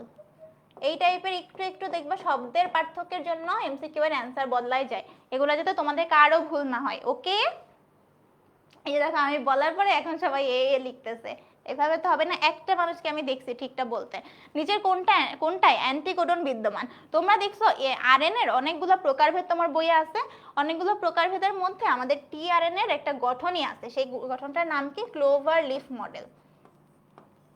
Clover leaf model. ঠিক আছে, এখানে দেখবো অনেক ওর অনেকগুলা বাহু আছে, অনেকগুলা ভাঁজ আছে। ঠিক আছে, সবগুলা সম্পর্কে কিন্তু ভালোভাবে আমরা পড়াশোনা করব। চলে আসলাম তাহলে, ল্যাকটোজ অপেরনের কয়টা অংশ থাকে? ঠিক আছে, ল্যাকটোজ অপেরনের কয়টা অংশ থাকে? এই জায়গাটা থেকে এমসিকিউ মানে বেশি আসলে আসে না সচরাচর, কিন্তু মাঝে মাঝে দিয়ে দেয়। যখন বুঝবা প্রশ্ন একটু কঠিন পড়ছে তখন দেখবা এইসব জায়গা থেকে প্রশ্ন দিচ্ছে। তো এখানে দেখবা লাস্টের দিকে একটু মানে চ্যাপ্টার লাস্টের দিকে ল্যাকটোজের সাথে আরো কিছু কিছু নাম ছিল, যে এটার ক্ষেত্রে এতগুলো অপেরন। তাহলে এটা আমরা দেখি, এটা হচ্ছে 4টা অপেরন থাকে ল্যাকটোজের ক্ষেত্রে, ঠিক আছে। আমার ব্রেইনটা নিয়ে যাবে, আমার ব্রেইনটা নিয়ে গেলে তো তখন এটা নিয়ে কারাকারি লেগে যাবে। নিউক্লিওসাইড এবং পেন্টোজ সুগারের কত নাম্বার কার্বনে নাইট্রোজেন বেসটা যুক্ত থাকে? এইগুলো আমরা সচরাচর একটু খেয়াল করে পড়তে ভুলে যাই। নাইট্রোজেন বেস যুক্ত থাকে হচ্ছে 1 নাম্বার কার্বনে, ঠিক আছে। দেখি আর কে আছে। আঞ্জুয়ার আনসার করেছো, ঐশী অধিকারী, ওমর ফারুক, আরো এই পাশে দেখতে পাচ্ছি নূর রহমান আনসার করেছো। আজকে তো ওকে ওকে সব ভুলে যাচ্ছ, আচ্ছা সমস্যা নেই, ভুলে গেলে সমস্যা নেই। তুমি পড়ার সাথে সাথে এমসিকিউ প্র্যাকটিস করাটা অনেক বেশি বাড়ায় দাও, তাহলে দেখবা ভালোভাবে মনে থাকতেছে। অনেক সময় আমরা যখন গড় গড় গড় গড় করে পড়ে যাই সবকিছু ভালো মনে থাকে না। যখন আমরা প্র্যাকটিস করি, একবার ভুল যায় আবার ওটা শুধরাই, তখন কিন্তু জিনিসটা ভালো মনে থাকে, ঠিক আছে। কোনটিতে রিভার্স ট্রান্সক্রিপশন হয়? আমরা জানি ট্রান্সক্রিপশন মানে হচ্ছে ডিএনএ থেকে আরএনএ তৈরি করা, আর রিভার্স মানে কি? কোনো জিনিসের উল্টা প্রসেস ঘটানো। যদি কেউ আরএনএ থেকে ডিএনএ তৈরি করে তখন সেটাকে বলা হয় রিভার্স ট্রান্সক্রিপশন। এবং রিভার্স ট্রান্সক্রিপশনের এক্সাম্পল তোমাদের বইয়ে সবসময় এই একটাই দেওয়া থাকে, ঠিক আছে, সেটা হচ্ছে এইচআইভি। তারপরে আসো, বায়োমেমব্রেন একটা দ্বিস্তরী আবরণ, যাতে কি কি কি কি জিনিসপত্র থাকে বলতেছে। এখানে হচ্ছে লিপোপ্রোটিন নামক যৌগ থাকে, তারপরে হলো লেসিথিন ফসফরিক অ্যাসিড থাকে, বিভিন্ন এনজাইম ঈষৎ পরিমাণে থাকে। এটা আসলে বহুপদী, 1 আর 3 নাম্বারটা হচ্ছে অ্যান্সার হবে, ঠিক আছে। এগুলো তোমরা একটু বহুপদীর জন্য একটু ভালো করে পড়তে হয়, নাহলে কিন্তু বহুপদী সহজে দাগানো যায় না। আর কিছু কিছু যদি ওই ট্রিক মেনটেন করে দাগাতে পারি তাহলে তো ভালোভাবে হয়েই যায়। নিউক্লিয়াস অনুপস্থিত থাকে, এটা খুবই ইম্পর্টেন্ট, দেখবা আজীবন লাগতেছে এই প্রশ্নটা তোমাদের, ঠিক আছে। রক্তে লোহিত রক্তকণিকায় আমরা জানি পরিণত যে লোহিত রক্তকণিকা, সেখানে কিন্তু কোনো নিউক্লিয়াস থাকে না। একদম স্মল স্মল বেবি যেই হচ্ছে আরবিসি আছে মানে এরিথ্রোব্লাস্ট, তাদের ক্ষেত্রে নিউক্লিয়াস থাকে। প্রকৃত কোষে কি নিউক্লিয়াস অনুপস্থিত থাকে? প্রকৃত কোষে তো তাহলে প্রকৃতই হইতো না, তাই না? ঠিক আছে, তাহলে আমরা কিন্তু বুঝতেছি যে প্রকৃত কোষ যেহেতু হবেই না আগে, তাহলে অ্যান্সার আগেই 1 আর 3। তুমি যদি এটা নাও জানো তাও কিন্তু তোমার কিছু যায় আসে না, ঠিক আছে। তারপরে আসো, উদ্দীপকের বি চিহ্নিত অঙ্গাণুটি কোন ধরনের জৈব রাসায়নিক প্রক্রিয়ার সাথে জড়িত? এখানে অনেক ছোট্ট করে দেখা যাচ্ছে, হ্যাঁ ছোট্ট করে দেখা গেল। আমরা দেখতেছি চারপাশে সবুজ রঙের একটা আবরণ আছে। যখনই সবুজ সবুজ কিছু দেখব, সবুজ মানে ক্লোরোপ্লাস্ট, ক্লোরোপ্লাস্ট মানে ক্লোরোফিল, ক্লোরোফিল মানে সালোক সংশ্লেষণ, ঠিক আছে। চলে আসলাম, তাহলে পরেরটা দেখি কি আছে। এন্ডোপ্লাজমিক রেটিকুলামের গায়ে দানাদার যে বস্তু লাগানো থাকে সেটাকে কি বলে? আমরা জানি এন্ডোপ্লাজমিক রেটিকুলাম 2 রকমের হয়, একটা হচ্ছে মসৃণ এন্ডোপ্লাজমিক রেটিকুলাম, আর একটা হচ্ছে অমসৃণ এন্ডোপ্লাজমিক রেটিকুলাম। তো অমসৃণ এন্ডোপ্লাজমিক রেটিকুলামের গায়ে তোমরা দেখবে এরকম গোল গোল দানা দানা জিনিস লাগানো থাকে। এই দানা দানা জিনিসগুলা কি? এই দানা দানা জিনিসগুলো হচ্ছে আমাদের সেই প্রোটিন ফ্যাক্টরি। প্রোটিন ফ্যাক্টরি মানে কি ছিল? প্রোটিন ফ্যাক্টরি মানে ছিল হচ্ছে রাইবোজোম, ঠিক আছে, রাইবোজোম। ওকে, কি বলছো তোমরা, কি নিয়ে গল্প করছো? আমার সাথে একটু গল্প করো, আপু তো একটু পরে চলেই যাব। কোনটা আদিকোষী রাইবোজোমের উপ একক? বেশ ভালো একটা প্রশ্ন এবং খুব কমন একটা প্রশ্ন। আমরা জানি প্রোক্যারিওটিক যেসব জীবগুলো আছে, প্রোক্যারিওটিক জীবের মধ্যে কোনো কোষীয় অঙ্গাণু থাকে না, কিন্তু একটা কোষীয় অঙ্গাণু থাকে এবং সেইটা আমাদের প্রাণপ্রিয় রাইবোজোম। এবং প্রকৃত কোষ আর ওর মধ্যে তাহলে পার্থক্য কি? এখানে রাইবোজোমটা থাকে হচ্ছে 70S, কিন্তু এই 70S কে যদি আমি 2টা ইউনিটে ভাগ করি তখন একটা হয়ে যায় 50S এবং আরেকটা হয়ে যায় 30S। এবং এটা কিভাবে হয়? এটা হচ্ছে একটা ম্যাজিক্যাল ব্যাপার, এটা আসলে আমি এখন বলবো না, কিন্তু আমরা মেইন যখন ক্লাসগুলো নিয়েছি তোমাদের তখন এগুলো এক্সপ্লেইন করেছি। এখানে অনেকে বলবে এস মানে কি? এস মানে হচ্ছে ভেদবার্গ ইউনিট, বিজ্ঞানী ভেদবার্গ এটা হচ্ছে আবিষ্কার করছে, এই জন্য তার নাম থেকে আমরা এটাকে এস দিয়ে প্রকাশ করি, ঠিক আছে। একটা হচ্ছে 50 আর একটা হচ্ছে 30S। ওকে, দেখি কারা অ্যান্সার করছো। সৌমিত্র দাস আছে, আয়াত আছে, ঐশী অধিকারী, পুষ্পিতা, তারপরে আনিসুর রহমান। এই পাশে দেখতে পাচ্ছি জুলকার হোসাইন রাফি আছে, উর্মিলা চৌধুরী, সুমাইয়া আক্তার আছে, নূর রহমান আছে। ওকে, ভেরি গুড। সব ধরনের কোষে পাওয়া যায়, এই যে আমি কেবলই যেটা বললাম যে একটা অঙ্গাণু তুমি সব জায়গায় পাবা। সেই একটা অঙ্গাণু কি? রাইবোজোম। তাহলে দেখছো রাইবোজোম কত ইম্পর্টেন্ট। রাইবোজোমকে আরেকটা নাম আছে রাইবোজোমে, সেটা হচ্ছে সর্বজনীন অঙ্গাণু। কেন? যেহেতু সব জায়গায় পাওয়া যায় এই জন্য বলা হয় সর্বজনীন অঙ্গাণু। ঠিক আছে, আরেকটা কি বললাম? Protein factory. বলবা যে আপু ক্লাস করতে এসে এতবার শুনছি প্রোটিন ফ্যাক্টরি, এটা তো ভুলবই না আর, তাই না? ওকে, তাহলে ও সরি সরি সরি, এটা তো হলো না। এটা স্ট্যাবিলাইজার এবং ল্যাবিলাইজার নিচের কোন অঙ্গাণুর বৈশিষ্ট্য? এটা তো দেখাই ফেলছি, এখন মজা হবে না। এটা হচ্ছে লাইসোজোমের বৈশিষ্ট্য। ঠিক আছে, তারপরে দেখো কোনটিতে কোয়ান্টোজোম পাওয়া যায়? কোয়ান্টোজোম পাওয়া যায়, তো এটা একটু খেয়াল করবা। অ্যান্সারটা হচ্ছে ক্লোরোপ্লাস্ট। কোয়ান্টোজোম কি? ক্লোরোপ্লাস্টের মধ্যে আমরা জানি অনেক রকম পিগমেন্ট থাকে, যেমন ক্লোরোফিল এ থাকে, ক্লোরোফিল বি থাকে, ক্যারোটিন থাকে, জ্যান্থোফিল থাকে। এই ক্যারোটিন জ্যান্থোফিল সহ আমাদের যে পিগমেন্টগুলো আছে, এই পিগমেন্টগুলো একটা জায়গায় স্ফটিক আকারে সংবদ্ধ হয়ে থাকে। এই সংবদ্ধ হওয়া জায়গাটাকেই বলা হয় কোয়ান্টোজোম। ঠিক আছে, কোনটি মাস্টার মলিকিউল নামে পরিচিত? মাস্টার মলিকিউল দেখেই বোঝা যাচ্ছে না যে এটা না থাকলে জীবনে কি জানি একটা ওলট পালট হয়ে যেত, একদম ঘূর্ণি পাকায় যেত। তাহলে কোনটা দেখে মনে হয় যেটা না থাকলে জীবনটা একদম ওলট পালট হয়ে যেত? সেটা কিন্তু আর কেউ না, ডিএনএ। এবং কখনো যদি তোমাদের অপশনে ডিএনএ না থাকে, সেক্ষেত্রে আরেকটা জিনিস থাকতে পারে। সেটা কি? সেটা হচ্ছে নিউক্লিক অ্যাসিড। সেটা হলো নিউক্লিক অ্যাসিড। ঠিক আছে, এখন আমরা তো জানি নিউক্লিক অ্যাসিড মানে কি। নিউক্লিক অ্যাসিড মানেই তো হয় ডিএনএ, না হলে আরএনএ। ঠিক আছে, এটিসি যদি ডিএনএ এর একটা অনুক্রম হয়, তাহলে উৎপন্ন এমআরএনএ তে এর অনুক্রমটা কেমন হবে? তাহলে আমরা সবাই জানি যে আমাদের আরএনএ তে কিন্তু থাইমিনটা থাকে না। থাইমিনটা থাকে না, তাহলে থাইমিনের পরিবর্তে কে থাকে? ইউরাসিল থাকে। এবং আমরা জানি যে সবসময় এ এর সাথে ইউজুয়ালি টি যুক্ত হয়, সি এর সাথে জি যুক্ত হয়। তাহলে আরএনএ তে যেহেতু আমার টিটা নাই, তাহলে টি এর বদলে কে যুক্ত হবে? ইউ যুক্ত হবে। তাহলে এ এর পরিবর্তে এখানে ইউ, টি এর পরিবর্তে টি এর বিপরীতে পাবো এ কে, সি এর বিপরীতে পাবো জি কে। মানে এরকম ব্যাপারটা। এখানে আমার টি হওয়ার কথা ছিল, যেহেতু আরএনএ, তাহলে টি হবে না, কে হবে? ইউ হবে। টি এর পরিবর্তে এ হবে, সি এর পরিবর্তে জি হবে। মানে পরিপূরক কে হবে সেটা আসলে জানতে যাওয়া হচ্ছে। তাহলে ইউ এ জি, এবং ইউ এ জি থেকে আমরা আরেকটা কি পড়ছিলাম? এটা কিন্তু one kind of stop codon. ঠিক আছে, one kind of stop codon. Stop codon তিনটা কি কি ছিল তোমরা একটু লিখে দাও তো কমেন্টে। ডিএনএ প্রতিলিপনের সময় হাইড্রোজেনের বন্ধনী ভেঙে দেয় কোন এনজাইম? ডিএনএ প্রতিলিপনের সময় হাইড্রোজেনের বন্ধনীটা কোন এনজাইম ভেঙে দেয়? নাম হচ্ছে হাইড্রোজেন। হাইড্রোজেনের হ দিয়ে আমরা মনে রাখতে পারবো।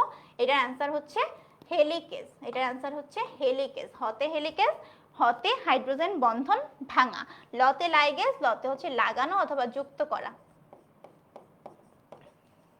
ঠিক আছে, তারপরে প্রি এমআরএনএ এর যে অংশ ট্রান্সলেশন হয় তাকে কি বলে? মানে আমাদের যে আরএনএ তে বিভিন্ন অংশ থাকে। বিভিন্ন অংশের মধ্যে কিছু অংশ হচ্ছে তোমার নতুন নতুন প্রোটিন তৈরিতে হেল্প করে, কিছু অংশ প্রোটিন তৈরিতে হেল্প করে না। মানে ওরা হচ্ছে জাস্ট কিছু থাকে না, যেন কাজ কাম নাই, এমনিতেই বসে আছে, ওরকম। ঠিক আছে, তো যেই অংশটা ট্রান্সলেশন হয়, মানে যেই অংশটা আমার প্রোটিনটা তৈরি করবে, সেইটার নাম কি? সেইটার নাম হচ্ছে এক্সন। সবাই মনে রাখবে। আর ইন্ট্রন কি? যেটা হচ্ছে কোনো কাজ নাই, তাহলে কোনো প্রোটিন তৈরি করে না। ঠিক আছে, এবং ইন্ট্রন আর এক্সন এই জিনিসগুলোকে কেটে কেটে আমরা ইন্ট্রনগুলোকে বাদ দিয়ে দিই, কারণ যারা কাজ করে না তাদেরকে আমার দরকার নেই, যারা পড়াশোনা করে না তাদেরকে আমার দরকার নেই। এই যে যেই জিনিস দিয়ে আমি কেটে কেটে বাদ দিয়ে দিই, সেই প্রসেসটার নাম হচ্ছে স্প্লাইসিং। ঠিক আছে, স্প্লাইসিং এর মাধ্যমে আমি প্রি এমআরএনএ থেকে আমার ইন্ট্রনগুলোকে কেটে কেটে বাদ দিয়ে দিই, এক্সনগুলোকে রেখে দিই। We love exon, we hate intron. ঠিক আছে, তারপরে আসো জিনের কার্যকরী একক পলিপেপটাইড সংশ্লেষ করে তাকে কি বলে? এবং এখানেও তোমরা দেখবে, এটা তো তোমরা অলরেডি হচ্ছে পারো, অলরেডি আগে দেখাইছি। তাহলে এই প্রশ্ন আবার কেন দিলাম? বুঝাইতে চাইলাম যে এই প্রশ্নটা কিন্তু বিভিন্ন টাইমে তোমাদের বিভিন্ন বোর্ডে আসছে, এবং এইখান থেকে তাহলে এই টপিকটা খুবই ইম্পর্টেন্ট। কোনটা সিস্টন, কোনটা মিউটন, কোনটা রেকন, কোনটা রেপ্লিকন। ঠিক আছে, তারপরে আসো ডিএনএ এর কাজ কোনটা? এটাও আমরা অলরেডি পড়ে ফেলছি, আমরা সবাই জানি। তাহলে কাজটা কিন্তু ভেরি ইম্পর্টেন্ট, আরেকবার রিমাইন্ড দেওয়ার জন্য বলে দিলাম। তারপরে আসো জেনেটিক কোডনের বৈশিষ্ট্য কি? জেনেটিক কোডন আমরা সবাই জানি, জেনেটিক কোডন হচ্ছে সার্বজনীন, মানে তুমি বাংলাদেশে বসে যদি AUG মানে হচ্ছে স্টার্ট কোডন বলো, এবং AUG যেই প্রোটিনটা তোমাকে যে অ্যামিনো অ্যাসিডটা বোঝায় তার নাম হচ্ছে মেথিওনিন। মেথিওনিন বাংলাদেশে বসে যদি তুমি এটা বুঝো, তুমি অস্ট্রেলিয়া যাও, USA যাও, কানাডা যাও, তুমি AUG মানে মেথিওনিনই ওরা বুঝবে, ওরাও AUG মানে স্টার্ট কোডনই বুঝবে। তার মানে এটা সার্বজনীন বা সর্বজনীন, এবং এটা তিনটা শব্দে লিখে, তার মানে ট্রিপলেট, এবং AUG হচ্ছে আমার প্রারম্ভিক কোডন। তাহলে সবগুলাই কিন্তু সঠিক, ভেরি ইম্পর্টেন্ট। এই AUG মানে স্টার্ট কোডন কোনটা, স্টপ কোডন কোনটা, ভেরি ইম্পর্টেন্ট। অলরেডি দেখছি তোমরা নিজেরা আসলে অনেক অ্যান্সার করে ফেলছো, বোঝাই যাচ্ছে তোমাদের প্রিপারেশন অনেক ভালো, এবং যাদের একটু একটু গ্যাপ আছে তাদেরও অনেক ভালো হয়ে যাবে ইনশাল্লাহ। ঠিক আছে, লিয়াকত অ্যান্সার করছো, তামজিদুল, আরও আছে সৌমিত্র দাস, ঐশী অধিকারী, তারপরে জুবাইর হোসাইন, নূর রহমান, তারপরে সুমাইয়া আক্তার আছে। আমার নিজের নামের মানুষ দেখলে খুবই মজা লাগে। এই দেখো একজন কিন্তু স্টপ কোডন কোনগুলো এগুলাও কিন্তু বলে দিয়েছে। ঠিক আছে, ওকে, তাহলে এভাবে আমাদের চ্যাপ্টার 1-এর MCQটা হয়ে গেল। আমরা হচ্ছে এবার চ্যাপ্টার 2 এবং চ্যাপ্টার 4-এর MCQটা করব। ঠিক আছে, তোমরা কি বুঝতে পারছো যে এই চ্যাপ্টার থেকে কোন কোন জায়গাগুলো বেশি ইম্পর্টেন্ট?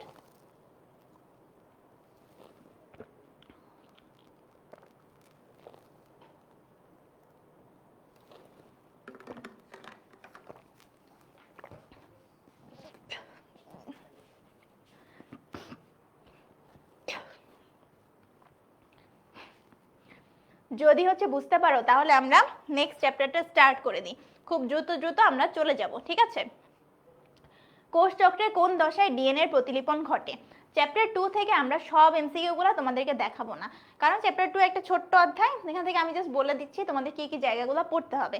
শুরুতে তোমরা দেখতে পাবা যে হচ্ছে, আচ্ছা এটা আগে বলে নিই, কোষ চক্রের কোন দশায় ডিএনএ প্রতিলিপন ঘটে? আমরা জানি এটা হচ্ছে এস দশায় ঘটে, তাই না?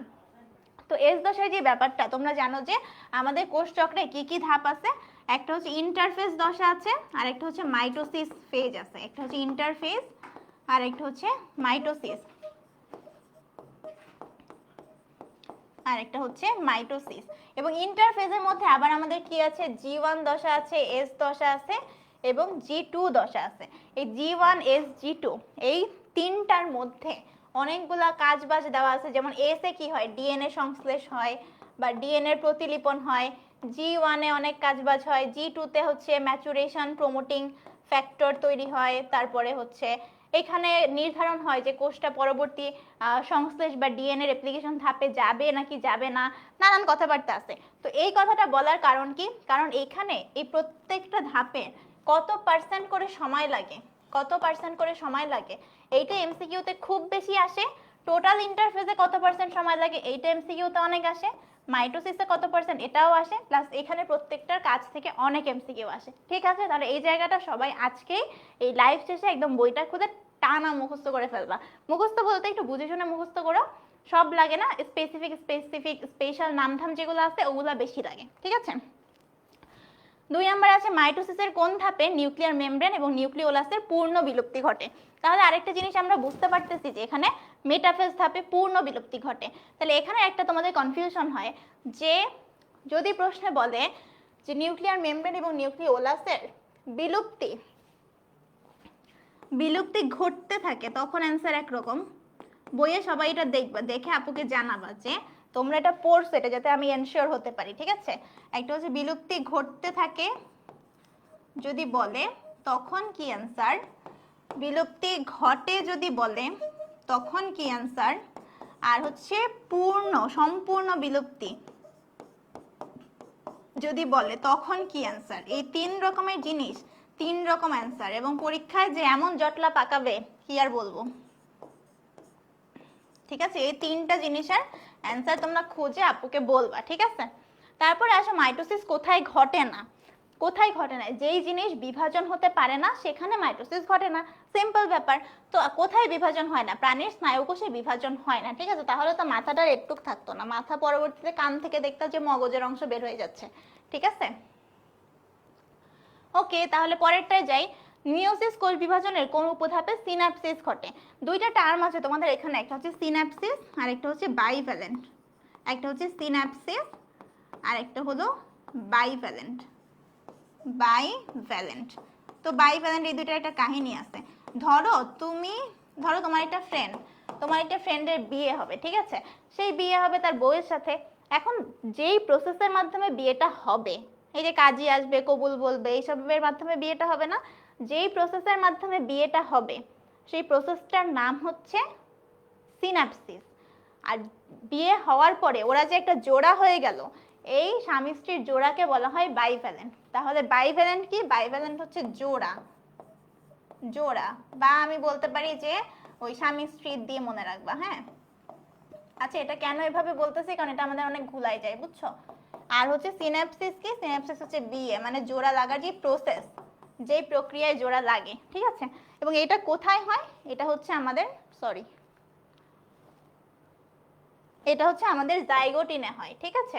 তো এইখানে যে জিনিসগুলো আছে, জিনিসগুলো দেখবা leptotene, zygotene, pachytene, diplotene, diakinesis, সবগুলা থেকে। যেমন ধরো লেপটোটিনে কি ইম্পর্টেন্ট, লেপটোটিনে হচ্ছে মোটামুটি প্রোফেজের মতনই। লেপটোটিনে একটা জিনিস আছে যে পোলারাইজড বিন্যাস দেখা যায়, তারপরে আছে হচ্ছে পোলারাইজড বিন্যাস দেখা যায়, তারপর হচ্ছে ক্রোমোমিয়ার দেখা যায়, তারপরে দেখা যায় হচ্ছে এখানে ফুলের তোড়ার মতো, ফুলের তোড়া বা বুকে বিন্যাস দেখা যায়, এটা আছে। প্যাকাইটিনটা খুবই ইম্পর্টেন্ট। কেন ইম্পর্টেন্ট? কারণ প্যাকাইটিন ধাপে আমাদের সেই ক্রসিং ওভার ঘটে, ঠিক আছে, ক্রসিং ওভার ঘটে। একবারে বলে দিচ্ছি, কারণ এখানে সব এমসিকিউ হয়তো আপু দেখায় দিব না, কারণ যেহেতু চ্যাপ্টারটা খুব ছোট, ঠিক আছে। ডিপ্লোটিনে না, হ্যাঁ, ডিপ্লোটিন থেকে ইম্পর্টেন্ট হচ্ছে একটা এমসিকিউ আসে, সেটা হচ্ছে এখানে লুপ তৈরি হয় বা লুপের প্রান্তীয়করণ ঘটে, ঠিক আছে, লুপের প্রান্তীয়করণ ঘটে। এই কয়েকটা লাইন যদি পড়ো তাহলে তোমরা এইখানে থেকে মোটামুটি এমসিকিউ ইনশাল্লাহ কমন চলে আসবে, ঠিক আছে। ঠিক আছে, লেপটোটিনে হচ্ছে পোলারাইজড বিন্যাস দেখা যায়, বুকে তৈরি হয়, ক্রোমোমিয়ার তৈরি হয়। জাইগোটিনে তো বললাম যে সিনাপসিস এবং বাইভ্যালেন্ট তৈরি হয়। প্যাকাইটিনে ক্রসিং ওভার হয়। ডিপ্লোটিনে হচ্ছে লুপের প্রান্তীয়করণ ঘটে। ক্রসিং ওভার সবসময় নন সিস্টার ক্রোমাটিডের মধ্যে হয়, এবং এই নন সিস্টার ক্রোমাটিডের মধ্যে যে অংশের বিনিময়, এটাকেই বলা হয় ক্রসিং ওভার। ক্রসিং ওভার কোন বিজ্ঞানী আবিষ্কার করে বলো তো সবাই? এটা হচ্ছে থমাস হান্ট আবিষ্কার করে। কোন উদ্ভিদে প্রথম আবিষ্কার করে? এটা হচ্ছে ভুট্টায় প্রথম আবিষ্কার করে। সবাই বুঝে ফেলছো না এখানে কি কি লাগবে? তাহলে দেখি কারা কারা হচ্ছে। আব্দুল মালেক আছে, তারপরে ঐশী আছে, কল্পনা আক্তার আছে, সাজিয়া সুলতানা আছে, ওকে ওকে ওকে, ঠিক আছে, আরো উর্মিলা আছে, নূর রহমান আছে, ঠিক আছে। দেখো এবার, অপত্য ক্রোমোজোমের মেরুমুখী চলন কোথায় হয়? তাহলে একটা টাইমে কি হয় যে ক্রোমোজোমগুলো সবগুলো বিষুবীয় অঞ্চলে চলে আসে। তো বিষুবীয় অঞ্চলে চলে আসলে এরপরে মেরুর দিকে যায়, হ্যাঁ। তো মেরুমুখী চলনটা কখন হয়? মেরুমুখী চলন বলো তো, অপত্য ক্রোমোজোমের মেরুমুখী চলনটা কখন হয়? এই যে মেটাফেজের পরে কিন্তু ওরা দুই মেরুর দিকে চলে যায়। অ্যান্সারটা বলো তোমরা দেখি, তাহলে অ্যান্সারটা কি হবে? তারপরে আসো কোষ বিভাজনের সময় অ্যাস্টার রশ্মি সৃষ্টি করে কোনটা? এটা খুব ইম্পর্টেন্ট একটা এমসিকিউ। অ্যাস্টার রশ্মি তৈরি করে হচ্ছে সেন্ট্রিওল, ঠিক আছে। সেন্ট্রিওলে আমরা আরেকটা কাজ পড়ছিলাম যে শুক্রাণুর লেজ তৈরি করতে সাহায্য করে, ঠিক আছে। তারপরে আসো কোষ বিভাজন কে আবিষ্কার করে? এই জিনিসটা হচ্ছে তুমি যখন এই চ্যাপ্টার 2 খুলবে একদম প্রথম পেজেই আছে। প্রথম পেজের এমসিকিউ ভুল করলে তো ভুল হবেই না। সেটা হচ্ছে কোষ বিভাজন ফ্লেমিং হচ্ছে কোষ বিভাজনটা আবিষ্কার করেন, ঠিক আছে। এবং স্লাইখার কি করছে? উনি হচ্ছে ক্যারিওকাইনেসিস এইটা আবিষ্কার করছে। ক্যারিওকাইনেসিস মানে কি? ক্যারিওকাইনেসিস মানে হচ্ছে নিউক্লিয়াসের বিভাজন, আর সাইটোকাইনেসিস মানে হচ্ছে সাইটোপ্লাজমের বিভাজন, ঠিক আছে। এই বোভেরি কি করছে? বোভেরি কিন্তু গোল কৃমির মধ্যে এই হচ্ছে মিওসিস কোষ বিভাজন প্রথম লক্ষ্য করছে, ঠিক আছে। এইসব জিনিসগুলো আসলে লাগে, সবগুলো বিজ্ঞানের নাম। তোমরা চেষ্টা করবে যখন চ্যাপ্টারের মধ্যে দেখবে অনেক বিজ্ঞানের নাম আছে, ওইটা সুন্দর করে একটা চার্ট করে ফেলবা, চার্ট করে সুন্দরভাবে বইয়ের মধ্যে লাগায় রাখবা চ্যাপ্টারের শুরুতে, তাহলে এগুলো নিয়ে পরবর্তীতে আর এত ঝামেলা হবে না, ঠিক আছে। কায়াজমাটার প্রান্তবর্তন, দেখো প্রান্তবর্তন আমি বললাম যে প্রান্তীয়করণ কে করে, আমরা সবাই বলে ফেলছি অলরেডি। প্রান্তীয়করণ ঘটে হচ্ছে ডিপ্লোটিন পর্যায়ে। তারপরে আসো বাইভ্যালেন্ট সৃষ্টি হয় মিওসিসের কোন পর্যায়ে? অলরেডি বলে ফেলছি বাইভ্যালেন্ট সিনাপসিস এগুলো থাকলেই এটা কি হবে? জাইগোটিনের মধ্যে হবে, যা একবার বলে ফেলছি সেটা বলে আবার তোমাদের সময় নষ্ট করতে চাচ্ছি না। প্রোফেজনের কোন উপপর্যায়ে নিউক্লিয়ার মেমব্রেনের অবলুপ্তি ঘটে? আবার সেই মেমব্রেনের অবলুপ্তির ব্যাপারটা চলে আসছে। তোমরা এবার আমাকে বলবা যে কোন ধাপে নিউক্লিয়ার মেমব্রেনের অবলুপ্তি ঘটে। এই মেমব্রেন অবলুপ্তি ঘটা, সম্পূর্ণ গায়েব হয়ে যাওয়া, গায়েব হওয়া শুরু করা, মাইটোসিস মিওসিস দুই জায়গায় অনেক কনফিউশনের তৈরি করে। তো দেখি তোমরা এটা একটু ঘাটাঘাটি করে অ্যান্সার দিলে তোমাদের ভালো মনে থাকবে, ঠিক আছে। তারপরে আবার সেম বলছে মাইটোসিসে কোন ধাপে নিউক্লিয়াসের বিলুপ্তি ঘটে। সেম এই বিলুপ্তির কাহিনী সবাই ভালোভাবে মনে রাখবা, ঠিক আছে। এটা নিউক্লিয়াসের বিলুপ্তি ঘটে কোন ধাপে, ঠিক আছে। এইগুলা ভালোভাবে পড়বা। সব তিনটা জিনিস বলছি কিন্তু, একটা হচ্ছে বিলুপ্তি ঘটে, বিলুপ্তি ঘটতে থাকে, একটা হচ্ছে সম্পূর্ণ বিলুপ্তি ঘটে। এই তিনটা জিনিস, একটা হচ্ছে মাইটোসিসের ক্ষেত্রে, আরেকটা পড়লাম মিওসিসের ক্ষেত্রে, প্রোফেজ 1 এর কোথায় বিলুপ্তি ঘটে। এই তিনটা চারটা জিনিস তোমরা বই ঘেটে পারো, যেখান থেকে পারো আমাকে অ্যান্সার দিবা। এই কমেন্টেই দাও, নাইলে আমাকে ইনবক্সে দিও, যেখানে পারো দিবা, যাতে এগুলো ভুল না যায়, ঠিক আছে। কোষচক্রে সংশ্লেষ দশার সময় কতকাল। অলরেডি বলে ফেলছি যে সবগুলার কত % সময় যে তোমার লাগবে, সেই জিনিসটা কিন্তু অনেক বেশি ইম্পর্টেন্ট, ঠিক আছে। এগুলো আমি আর বলছি না, কারণ হচ্ছে অনেক ছোট্ট একটা চ্যাপ্টার নিয়ে অনেক বেশি সময় তোমাদের নষ্ট করতে চাই না। ইন্টারফেস দশায় কোনটা ঘটে। ইন্টারফেস দশায় কি ডিএনএ প্রতিলিপন ঘটে, মাইক্রোটিবিউল সৃষ্টি হয়, এডিপি তৈরি হয়। ইন্টারফেসে একটা জিনিস মনে রাখবা যে ডিএনএ কিন্তু প্রতিলিপন ডিএনএ প্রতিলিপন ইন্টারফেসে কোথায় ঘটে বলো তো। ইন্টারফেসের কোথায় ঘটে, এস যেই ধাপটা আছে ওখানে ঘটে, ঠিক আছে। ওখানে কিন্তু এটিপি তৈরি হয়, এডিপি কিন্তু তৈরি হয় না। তাহলে এটা কিন্তু 1 আর 2 নাম্বারটা হলো অ্যান্সার হবে, ঠিক আছে। তোমরা যদি আমার সাথে কোনোটা সহমত না হও তাহলে কিন্তু কমেন্টে মারামারি লাগাই দিও, আমিও মারামারি করতে চলে আসবো, ঠিক আছে। তারপরে বলছে ক্রসিং ওভারের ক্ষেত্রে কোনটা প্রযোজ্য, ঠিক আছে। তো ক্রসিং ওভার বলছে যেটা হচ্ছে নতুন একটা সমন্বয় ঘটে, তা তো ঘটবেই, যেহেতু ক্রসিং ওভার মানে কি, এর অংশ ওকে দিব, ওর অংশ ওকে দিব, তাই না। এক্স আকৃতির একটা কায়াজমাটা তৈরি হয়, এবং থমাস মর্গান কিন্তু এটা আবিষ্কার করে নাই, থমাস হান্ট এটা আবিষ্কার করছে, ঠিক আছে। তাহলে কি হবে, তাহলে হচ্ছে 1 আর 2 নাম্বারটা কিন্তু অ্যান্সার হবে, ঠিক আছে। তারপরে দেখো চিত্রটি মিওসিস কোষ বিভাজনের কোন দশার। এখানে আমরা দেখতেছি এই যে অংশের বিনিময় ঘটছে। অংশের বিনিময় মানে ক্রসিং ওভার। ক্রসিং ওভার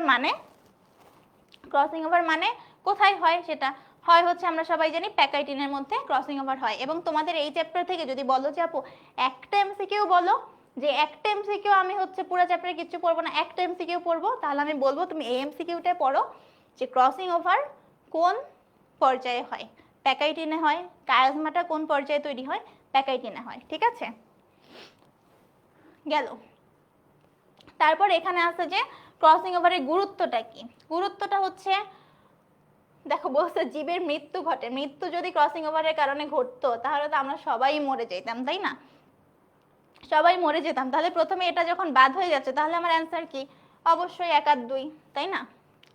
তারপরে বলছে কোন ধাপে অ্যাস্টার রশ্মি তৈরি হয়। আমরা সবাই জানি যে অ্যাস্টার রশ্মি ইউজুয়ালি হচ্ছে প্রোমেটাফেজের ক্ষেত্রে তৈরি হয়, ঠিক আছে।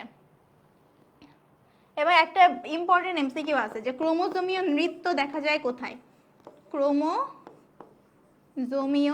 নৃত্য এটা কোথায় দেখা যায় সবাই বলো তো। এটা কিন্তু খুব ইম্পর্টেন্ট একটা এমসিকিউ। এটাও কিন্তু তোমাদের প্রোমেটাফেজে দেখা যায়, প্রোমেটাফেজে দেখা যায়, ঠিক আছে। এগুলো যাতে ভুল না হয়, ঠিক আছে। আর আমি যেগুলো বলতেছি বারবার, যে এগুলো আমাকে খুঁজে খুঁজে তোমরা গবেষণা করে বের করে তারপর দিবা, তোমরা কিন্তু এগুলো অবশ্যই করবা, না হলে পরীক্ষার হলে যে কাটতে হবে আড়ালে, ঠিক আছে। এটা গেল। তারপরে আসো যে কোষ বিভাজনের কোন পর্যায়ে ক্রোমোজোমগুলো সরু হয়, লম্বা হয়, অদৃশ্য হয়। তাহলে দেখো একটা আমরা পড়ছি মোটা খাটো হয়, এখানে কিন্তু উল্টা কথা বলছে, সরু হয়, লম্বা হয়, অদৃশ্য হয়ে যায়। তাহলে অদৃশ্য হয়ে যায় কোথায় বলো তো। অদৃশ্য কথাটা আসলে হওয়া উচিত না, কিন্তু তারপরে এখন বোর্ড প্রশ্নের আসছে আমরা কি করতে পারবো, ঠিক আছে। ক্রোমোজোমগুলো সরু লম্বা এই দুইটার দিকে তোমরা ফোকাস করো। আর একই জায়গায় তোমাদের যদি বলতো মোটা খাটো, তখন তোমরা কি বলতা, মোটা খাটো বললে কিন্তু আমাদের অ্যান্সার হতো মেটাফেজ, ঠিক আছে। কোন জীব হ্যাপ্লয়েড দেহ গঠন করে। হ্যাপ্লয়েড দেহ গঠন করে হচ্ছে একদম নিম্ন শ্রেণী যারা আছে তারা। এখানে দেখো জিমনোস্পার্ম, অ্যাঞ্জিওস্পার্ম, এগুলোর মানে কি। অ্যাঞ্জিওস্পার্ম মানে হচ্ছে আবৃতবীজী উদ্ভিদ, জিমনোস্পার্ম মানে হচ্ছে নগ্নবীজী উদ্ভিদ। ফার্ন তো আমরা জানি যে টেরিডোফাইটার মধ্যে পড়ে, তো টেরিডোফাইটা তোমাদের তো আবার এই চ্যাপ্টার নাই, সরি। তাহলে এটা হচ্ছে নিম্ন শ্রেণী, সব থেকে হচ্ছে এখানে শৈবাল আছে, তো হ্যাপ্লয়েড হচ্ছে শৈবালটা অ্যান্সার হবে, ওকে। তারপরে আসো স্পোরোফাইটিক জীবের মায়োসিস কোথায় ঘটে, ঠিক আছে। স্পোরোফাইটিক জীব মানে কি? স্পোরোফাইটিক জীব মানে হচ্ছে ডিপ্লয়েড, যারা ডিপ্লয়েড, ঠিক আছে। যেমন আমরা সবাই হচ্ছে স্পোরোফাইটিক জীব, ঠিক আছে। আমাদের মায়োসিস কোথায় ঘটে? আমরা জানি আমাদের মায়োসিস জনন মাতৃকোষে ঘটে। ভেরি ইম্পর্টেন্ট এই মাতৃ শব্দটা, ভুল করেও কিন্তু জনন কোষে দেওয়া যাবে না, জনন কোষ সবসময় এন হয়, ঠিক আছে।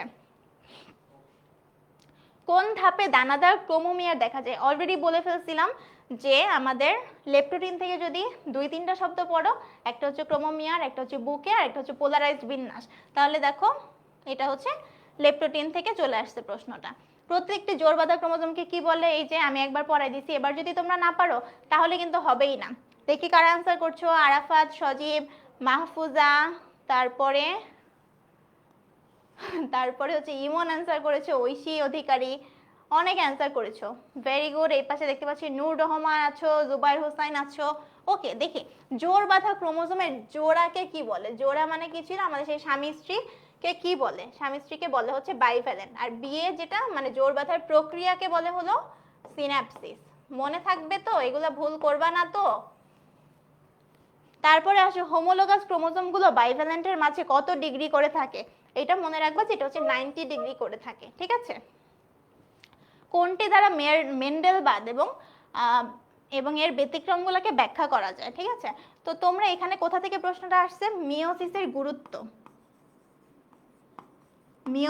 গুরুত্ব এবং মাইটোসিসের গুরুত্ব, প্লাস হচ্ছে মাইটোসিসের গুরুত্ব। এখানে যে পয়েন্টগুলো আছে এই পয়েন্টগুলো খুব ভালো করে পড়বা, কারণ এখান থেকে এমসিকিউ আসে এবং সিকিউও আসে। যদি তুমি পয়েন্টের নামগুলো মুখস্থ করে রাখতে পারো, মনে রাখতে পারো, তাহলে তুমি কিন্তু ভিতরে একটা একটা লাইন লিখে দিতেই পারবা। সিকিউ কোশ্চেনও সলভ হয়ে গেল, এমসিকিউ কোশ্চেনও সলভ হয়ে যাব। তাহলে এখানে পয়েন্টগুলো হচ্ছে মাস্ট পড়বা, ঠিক আছে। তাহলে এটা কি হবে? এটা হচ্ছে মায়োসিস বা মিওসিসের মধ্যে আছে। তোমরা দেখবা মিওসিস প্রক্রিয়ার গুরুত্বের একদম লাস্ট পয়েন্টে কিন্তু এরকম, লাস্টের দিকের পয়েন্টে এরকম আছে। তারপর বলছে কোন কারণে নন সিস্টার ক্রোমাটিড দুইটা এক বা একাধিক স্থানে আড়াআড়িভাবে ভেঙে যায়? তো যখনই ভাঙাচোরার কাজ, ভাঙা কাটা এইসব কাজ আসবে, তখনই নাম হচ্ছে এন্ডোনিউক্লিয়াস। মানে আগে আমরা পড়ছি না একটা রেস্ট্রিকশন এনজাইম কাটে, তো ওর সিমিলার ক্যাটাগরির একটা এনজাইম হচ্ছে এটা এন্ডোনিউক্লিয়াস, ঠিক আছে। আর লাগানোর জন্য লাইগেজ। তারপরে আসো টেলোফেজ আছে, এগুলা একটু লেস ইম্পর্টেন্ট, আমি দেখাই। আছে মাইটোসিস কোষ বিভাজনের উল্লেখযোগ্য বৈশিষ্ট্য কি? ইন্টারফেজ দশার চেয়ে বেশি সময় লাগে, ক্যারিওকাইনেসিস এবং সাইটোকাইনেসিস দুইটাই হয়, আর 5টা পর্যায়ে সম্পন্ন হয়। তোমরা জানো তো ইন্টারফেজ সময়ের চেয়ে বেশি সময় কিন্তু লাগে না। আমরা যেরকম কোষচক্র পড়ছি এর একটুখানি সময় ছিল মাইটোসিসে, আর পুরো সময় ছিল হচ্ছে ইন্টারফেজে। তাহলে অবশ্যই এটা প্রথমেই কাটা, 2 আর 3 হবে আমাদের অ্যান্সার। আমরা কিন্তু বুঝতে পারছি আশা করি। তাহলে আমি কিন্তু বারবার বলছি যে কোনটায় কত পার্সেন্ট সময় লাগে, এটা খুব ইম্পর্টেন্ট, ঠিক আছে। তারপরে আসো অনিয়ন্ত্রিত মাইটোসিসের কুফল কোনটা? অনিয়ন্ত্রিত মাইটোসিস মানে কি? আমার এখানের কোষটা যে এরকম ফ্ল্যাট আছে, হাতটা যে আমার এরকম, কারণ কি কোষগুলা মানে একটা নিয়ন্ত্রিত উপায়ে বিভাজন হচ্ছে। যদি এরকম না হতো, আমার এখানে দেখতে আলুর মতো একটা গোটা তৈরি হয়ে গেছে, সেগুলোকে কি বলে? টিউমার। টিউমার থেকে পরবর্তীতে ক্যান্সার হতে পারে। আর যক্ষা কিসের জন্য হয়? যক্ষা একটা ব্যাকটেরিয়ার জন্য হয়, আমরা জানি নাম হচ্ছে মাইকোব্যাকটেরিয়াম টিউবারকুলোসিস। Mycobacterium tuberculosis. এটার অ্যান্সার কি? 1 এবং 2। ডায়াকাইনেসিস উপপর্যায়ে কোনটা হয়? ডায়াকাইনেসিসে আমরা কি বুঝছি বলো তো? প্রান্তীয়করণ তো ঘটে না, প্রান্তীয়করণ তো হচ্ছে ডিপ্লোটিনে ঘটে। তাহলে কি হবে বলো? আমরা কিন্তু অলরেডি জানি একটা যদি না হয় তাহলে অ্যান্সার কি, ঠিক আছে। আরে এটা হলো না তো, প্রান্তীয়করণ হবে না, প্রান্তীয়করণ হবে না, প্রান্তীয়করণ ঘটে হচ্ছে ডিপ্লোটিনে।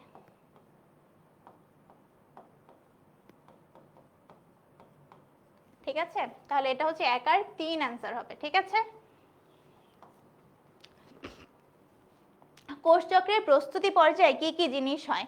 কোষচক্রের প্রস্তুতি পর্যায়ে ডিএনএ এর অনুলিপন হয়, এটিপি সরবরাহ বৃদ্ধি হয়, আরএনএ এবং প্রোটিন তৈরি হয়। অ্যান্সার দেখো সবগুলাই আমরা জানি হচ্ছে ডিএনএও তৈরি হয়, আরএনএ প্রোটিনও তৈরি হয়, এটিপিও তৈরি হয়, যেটা ওদেরকে মানে শক্তি তো লাগবে কাজ করার জন্য, তাই না? তাহলে এগুলো একটু খেয়াল করবা। তারপরে আসো ক্রসিং ওভার কি বলছে? সিস্টার ক্রোমাটিডে হয়, নন সিস্টার ক্রোমাটিডে হয়, হোমোলোগাস ক্রোমোজোমে হয়। তো মনে রাখবা যে বিয়ে শাদী কি ভাই বোনের মধ্যে হয়? হয় না কিন্তু, দূর সম্পর্কের মানুষের মধ্যে হয়। তাহলে ক্রসিং ওভার তো একটু ওরকম জিনিসপত্র, এটা সবসময় নন সিস্টার ক্রোমাটিডের মধ্যে হবে। তাহলে প্রথমটা বাদ গেলে আমি অলরেডি জানবো যে 2 আর 3 অ্যান্সার। ঠিক আছে, জীবজগতে মায়োসিস সাহায্য করে কোনগুলাতে? মায়োসিস বিবর্তনে সাহায্য করে, যেহেতু আমাদের হয় ক্রসিং ওভার হয়, ক্রসিং ওভারের জন্য বৈশিষ্ট্যের আদান প্রদান হয়, এই জন্য ওরা বৈচিত্র্য তৈরিতে সাহায্য করে। আবার মায়োসিস যদি না হতো তাহলে কিন্তু আমাদের ওই যে 2n থেকে n হতো না। ঠিক আছে, মা আর বাবা, এটা ধরো মা, এটা হচ্ছে বাবা, 2n থেকে n হতো না। যদি না হতো তখন কি হতো, মিলে কিন্তু আবার 2n হতো না, তখন দেখা যেত 2n প্লাস 2n মিলে 4n হয়ে যাচ্ছে, তখন মানুষ থেকে আর হিউম্যান থেকে হিউম্যান না হয়ে হনুমান হয়ে যেত। ঠিক আছে, তো এগুলো যাতে না হয়, প্রজাতির স্বকীয়তা যাতে বজায় থাকে, এই জন্য কিন্তু আমাদের মায়োসিসটা হেল্প করে। মরিয়ামা আক্তার অ্যান্সার করেছে, সুহানুর রহমান অ্যান্সার করেছে। আরও দেখতে পাচ্ছি যে ক্লাসগুলোর রুটিন কোথায় পাবো? আচ্ছা, কোয়েশ্চেনগুলার অ্যান্সার রুটিনটা তোমাদেরকে আমি জানাই দিব কোথায় পাওয়া যাবে। অলরেডি দিয়ে দেওয়ার কথা, কিন্তু তুমি কেন পাওনি এটা তো আমার জানা নেই। 26 ব্যাচের যে গ্রুপটা আছে এখানেই পেয়ে যাওয়ার কথা। আচ্ছা, তারপরে দেখো এখানে আবার সেই একই জিনিসপত্র, তাহলে এখানে এগুলো আমরা আর দেখছি না, যেহেতু মোটামুটি অনেক প্রশ্ন দেখে ফেলছি।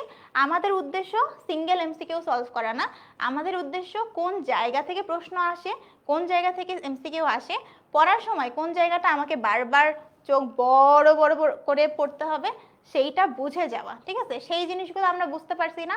শুরুর পেজে হচ্ছে কোষ বিভাজন কে আবিষ্কার করে, তারপরে আমাদের ইন্টারফেস এবং মাইটোসিস কোনটায় কত % সময় লাগে, G1 S G2 এই তিনটা, 26 ব্যাচ না, সরি এইচএসসি 25 এর যে গ্রুপটা আছে ওখানেই পেয়ে যাওয়ার কথা। ঠিক আছে, ভুল করে 26 বলছি, সরি। ওকে, তো হচ্ছে কোনটা পার্সেন্টেজ কত, S1 এ কি কি হয় তৈরি হয়, G1 এ কি কি তৈরি হয়, S এ কি কি তৈরি হয়, G2 তে কি কি তৈরি হয়, এইটা পড়বো। তারপরে যে হচ্ছে prophase, prometaphase, metaphase, anaphase, telophase, এখানের মধ্যে আমাদের আরেকটা এমসিকিউ আসে যে মেটাসেন্ট্রিক, সাবমেটাসেন্ট্রিক, অ্যাক্রোসেন্ট্রিক, টেলোসেন্ট্রিক, এগুলা নিয়ে একটা এমসিকিউ আসে। তারপরে ক্রোমোজোমীয় নৃত্য দিয়ে আসে, কখন বিলুপ্ত হয়, কখন বিলুপ্তি ঘটে, কখন সম্পূর্ণ বিলুপ্তি হয়, কোন ধাপে ক্রোমোজোম মোটা খাটো হয়, তারপরে হচ্ছে কোথায় জল যোজন হয়, কোথায় জল বিয়োজন হয়, এই জিনিসগুলো লাগবে। তারপরে তোমাদের মিওসিসের মধ্যে প্রোফেজ 1 থেকে সব থেকে বেশি প্রশ্ন আসে, সেখানে তো বলেই দিলাম যে আমাদের প্রথমে ধাপগুলোর নাম পড়বা, leptotene, zygotene, pachytene, diplotene, diakinesis. লেপ্টোটিনের মধ্যে 2-3টা পয়েন্ট বসিয়ে ওগুলো পড়বা। সিনাপসিস আর বাইভ্যালেন্স জিনিসটা খুবই ইম্পর্টেন্ট। একটা এমসিকিউ যদি পড়তে চাও তাহলে বলছি হচ্ছে প্যাকাইটিন এই ধাপে আমাদের ক্রসিং ওভার হয়, এটা খুবই ইম্পর্টেন্ট। ক্রসিং ওভার সম্পর্কে প্রথম ক্রসিং ওভার আবিষ্কার হয় ভুট্টা উদ্ভিদে, কোন বিজ্ঞানী, থমাস হান্ট, এবং উনি নোবেল পুরস্কার পাইতো, অনেকটা সাল আছে, ওইটা মানে পারলে একটু পড়ো। তারপরে হচ্ছে মোটামুটি এই জিনিসগুলো, প্লাস হচ্ছে সিকিউ বা এমসিকিউ যা আছে তোমাদের হলো ওই যে কি জানো, মাইটোসিসের গুরুত্ব, মিওসিসের গুরুত্ব, এই পয়েন্টগুলো থেকে প্রশ্ন আসে। এমসিকিউ যেমন আসে তোমাদের কিন্তু এই মানে চ্যাপ্টার থেকে সিকিউ এর ক্ষেত্রে এই জিনিসটা আসে। সবাই পয়েন্টগুলো ভালোভাবে পড়বা, পয়েন্ট যদি পারো তাহলে ভিতরে এক লাইন করে ওই বানাইছানে পাগলেও লিখতে পারে। ঠিক আছে, তখন কিন্তু তোমরা কোয়েশ্চেনটা ইজিলি লিখতে পারবা। আমার মনে হয় আমি এখন চ্যাপ্টার 4টায় চলে যাই। ঠিক আছে, ওইটা যত একটু বড় চ্যাপ্টার, ওইটা একটু বেশি কথা বললে তোমাদের হেল্প হবে। ঠিক আছে, এই স্লাইড তোমরা পেয়ে যাবা, কোনো অসুবিধা নাই। আমরা জাস্ট জানতে চাই যে কোন জিনিসগুলো আমাদের দরকার। ঠিক আছে, স্লাইড তোমরা পেয়ে যাবা, এটা নিয়ে কোনো টেনশন নেই। দেখছো কোথায় কোন উপধাপে ক্রসিং ওভার ঘটে, প্লাস এটা সিকোয়েন্সটা leptotene, zygotene, pachytene, diplotene, diakinesis. ঠিক আছে, প্রান্তীয়করণ কোথায় ঘটে, দেখছো এই প্রশ্নগুলো কতবার আসতেছে, বারবার ঘুরায় পেঁচায় এদিক সেদিক করে। আচ্ছা ঠিক আছে, তোমরা পারবা না বলো তো, কে কে পারবা বলো, কে কে পারবা বলো তো, চ্যাপ্টার 2 এর এমসিকিউ কোথা থেকে আসবে এটা সম্পর্কে ভালো একটা আইডিয়া তোমাদের হয়েছে কিনা বলো তো। যদি হয় তাহলে চ্যাপ্টার 4টাতে আমি চলে যাই, হয়েছে কিনা বলো। স্লাইড অ্যাপে পাওয়া যাবে কিনা এটা আমি আসলে বলতে পারছি না, আমি তোমাদেরকে লাগলে নিজেই একটা পোস্ট করে জানাই দিব যে স্লাইডটা আসলে তোমরা কোথায় পাবা। ঠিক আছে, যদি তোমাদেরকে কেউ না দেয় আমাকে এসে বলো, আমি লাগলে তোমাদেরকে একটা পোস্ট করে দিয়ে দিব যে দেখো বাবারা স্লাইড তুমি এখানে পাবা, আপুই দিয়ে দিলাম। ঠিক আছে,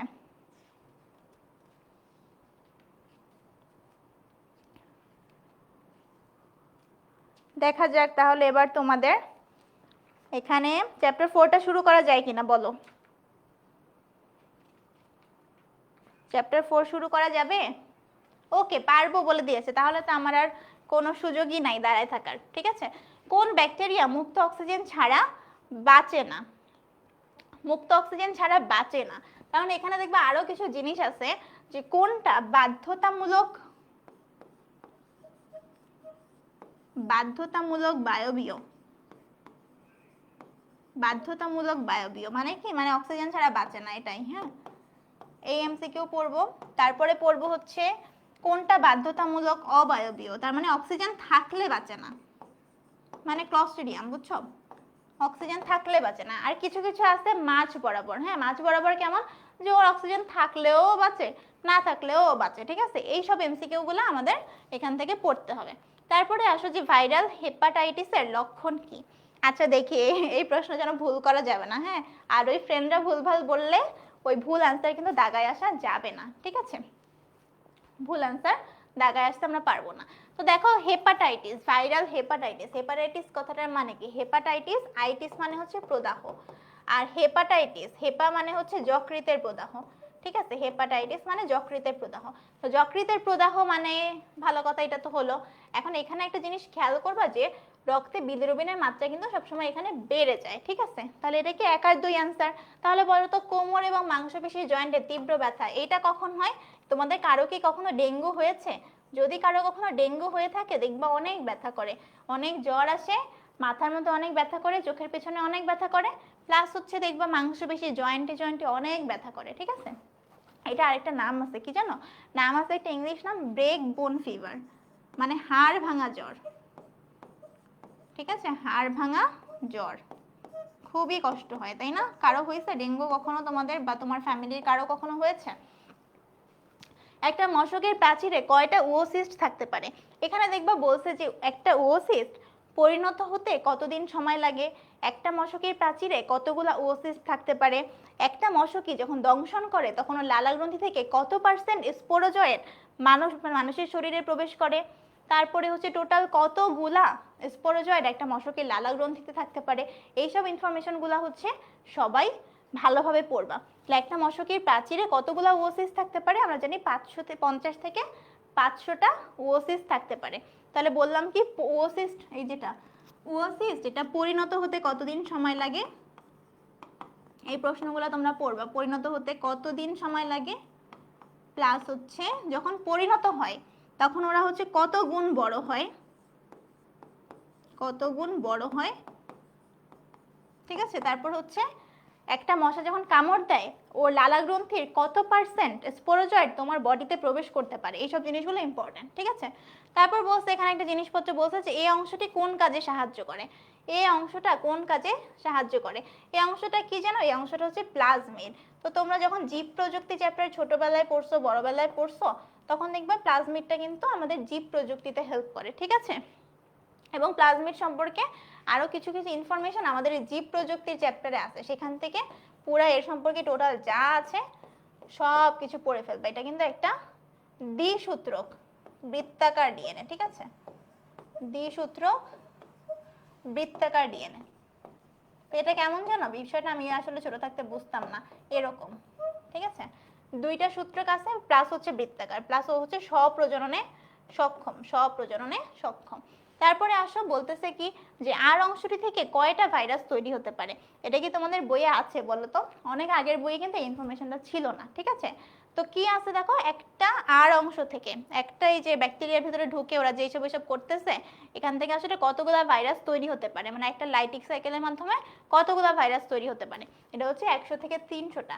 কারো কাছে যদি অনেক যুগ যুগ আগের বই থাকে, এই ইনফরমেশন যদি না থাকে, তাহলে কিন্তু অবশ্যই তোমরা এইটা অ্যাড করে নিবা। ঠিক আছে, তারপরে বলছে যে উদ্দীপকের চিত্রে এই যে একটা চিত্র দেখা যাচ্ছে, পিতে কি আছে? পিতে আমরা দেখতে পাচ্ছি যে একটা T2 ব্যাকটেরিওফাজ আছে, T2 ব্যাকটেরিওফাজ, মানে এটা একটা ভাইরাস আছে। তো ভাইরাসের পি যে আবরণটা অবশ্যই প্রোটিন নির্মিত।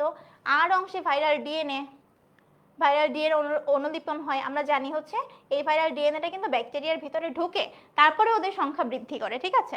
এবং আর কোষটি শেষ ধাপে বিগলিত হয়ে যায়, এটাও আমরা জানি। লাইটিক সাইকেলে কি হয়, প্রথমে ওরা হচ্ছে ব্যাকটেরিয়ার ভিতরে ঢুকে ব্যাকটেরিয়ার যে ডিএনএ ছিল ওটাকে মেরে ফেলে, তারপর ওর সব যাবতীয় জিনিসপত্র ব্যবহার করে নিজের সংখ্যা অনেক অনেক বৃদ্ধি করে ওরা কি করে ব্যাকটেরিয়ার কোষকে ফুটা করে বের হয়ে যায়, ঠিক আছে। তাহলে এখানে কি হবে, সবগুলাই কিন্তু হবে, ঠিক আছে। তারপরে দেখো উদ্দীপক এ চিহ্নিত চিত্র কোনটা। এখানে দেখো আমাদের ম্যালেরিয়া পরজীবীর যে জায়গাটা, এই জায়গাটা থেকে কিন্তু অনেক প্রশ্ন আসে। তোমরা আরেকটা জিনিস এখান থেকে পড়বা যে ম্যালেরিয়ার ক্ষেত্রে ক্ষণস্থায়ী, ম্যালেরিয়া পরজীবীর ক্ষেত্রে ক্ষণস্থায়ী দশা কোনটা, ক্ষণস্থায়ী দশা কোনটা, এটা হচ্ছে ট্রোফোজয়েড। তারপর একটা পড়বা যে সিগনেট রিং কোথায় তৈরি হয়, সিগনেট রিং কোথায় তৈরি হয়। তারপরে তোমরা পড়বা হচ্ছে হিমোজয়েন কোথায় তৈরি হয়, হিমোজয়েন কোথায় তৈরি হয়। তারপরে তোমরা পড়বা হচ্ছে কাঁপুনি দিয়ে জ্বর, এটা কোন ধাপে আসে,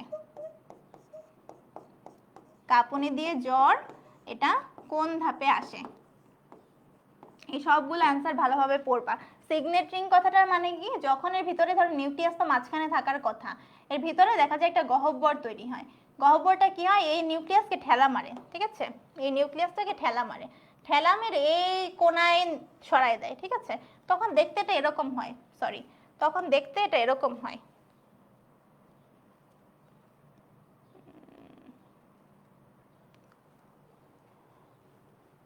তখন দেখতে দেখতে এটা কিরকম হয়, এরকম একটা গোল থাকে, তার মাঝখানে একটা এরকম থাকে, তারপরে একটা এইরকম থাকে, ঠিক আছে।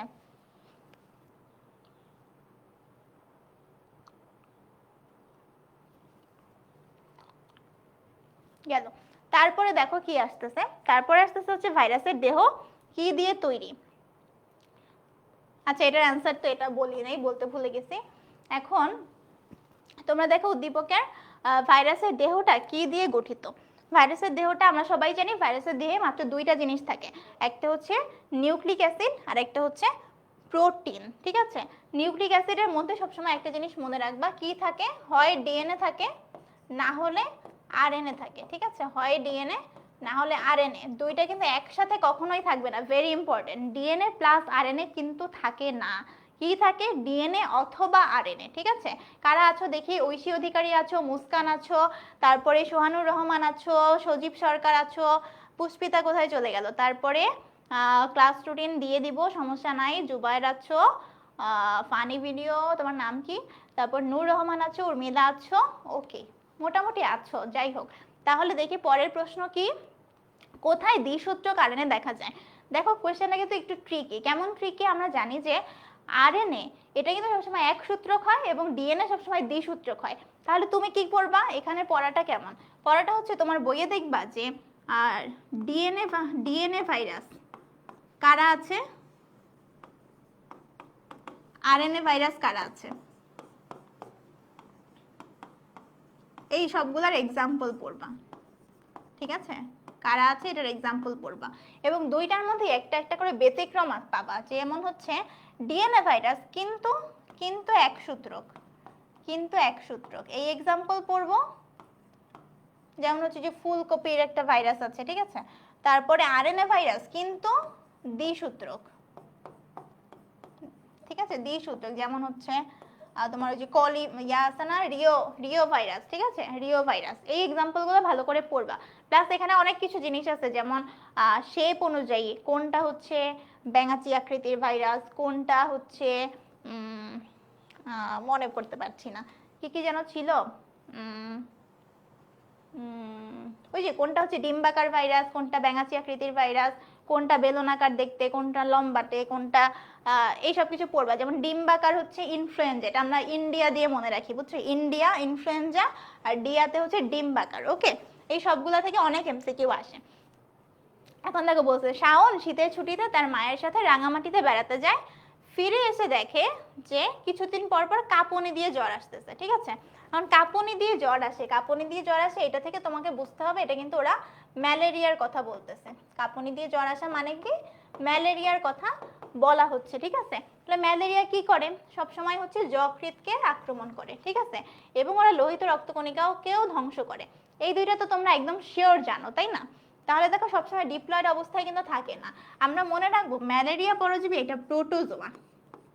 ম্যালেরিয়া কি? ম্যালেরিয়া হচ্ছে একটা প্রোটোজোয়া।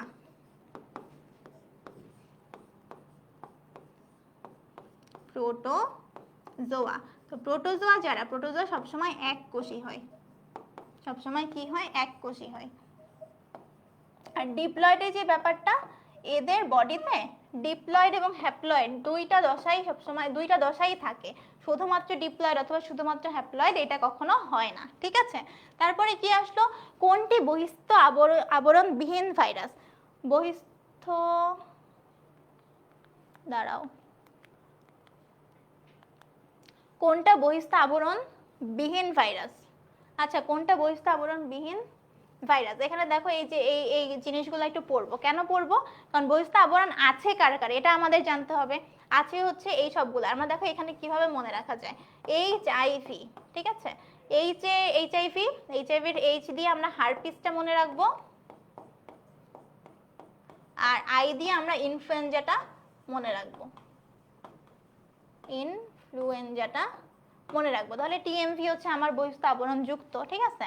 তারপর সব থেকে মারাত্মক হেপাটাইটিস কোনটা? আমরা জানি হেপাটাইটিসের অনেকগুলো আছে, hepatitis A, B, C, D, E, অনেকগুলো আছে, তাই না? এখন এর মধ্যে সব থেকে মারাত্মক কোনটা? আমরা সবাই জানি মারাত্মক হচ্ছে হেপাটাইটিস সি, এবং এই মারাত্মক হেপাটাইটিস সি এর আরেকটা নাম আছে, সেটা হচ্ছে তুষের আগুন। তুষের আগুন। কিন্তু সব থেকে কমনলি কোনটা হয় বলতো? সব থেকে কমনলি যেটা হয় সেটা হচ্ছে হেপাটাইটিস বি।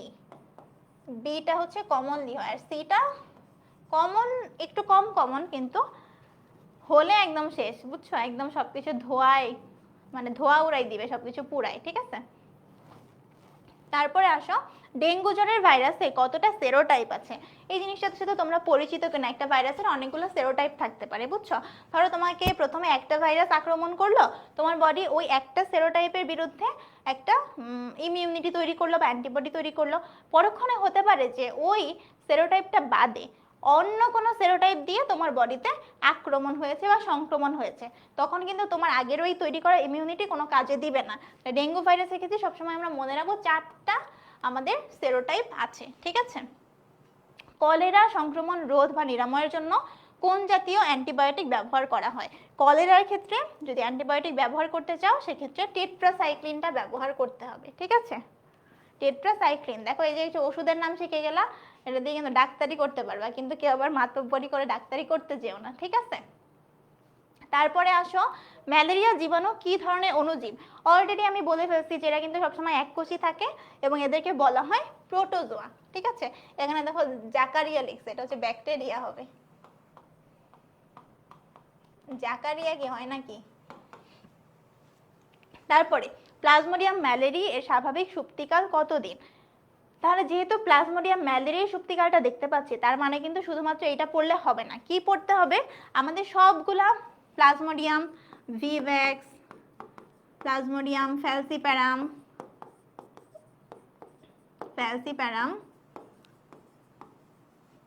প্লাজমোডিয়াম ওভালি, এই সবগুলার দেখবা সুপ্তিকাল দেওয়া আছে। সুপ্তিকালও পড়বো, প্লাস হচ্ছে এগুলায় কত, মানে প্রত্যেকটায় কতদিন পর পর জ্বর আসে, কত ঘন্টা পর পর জ্বর আসে,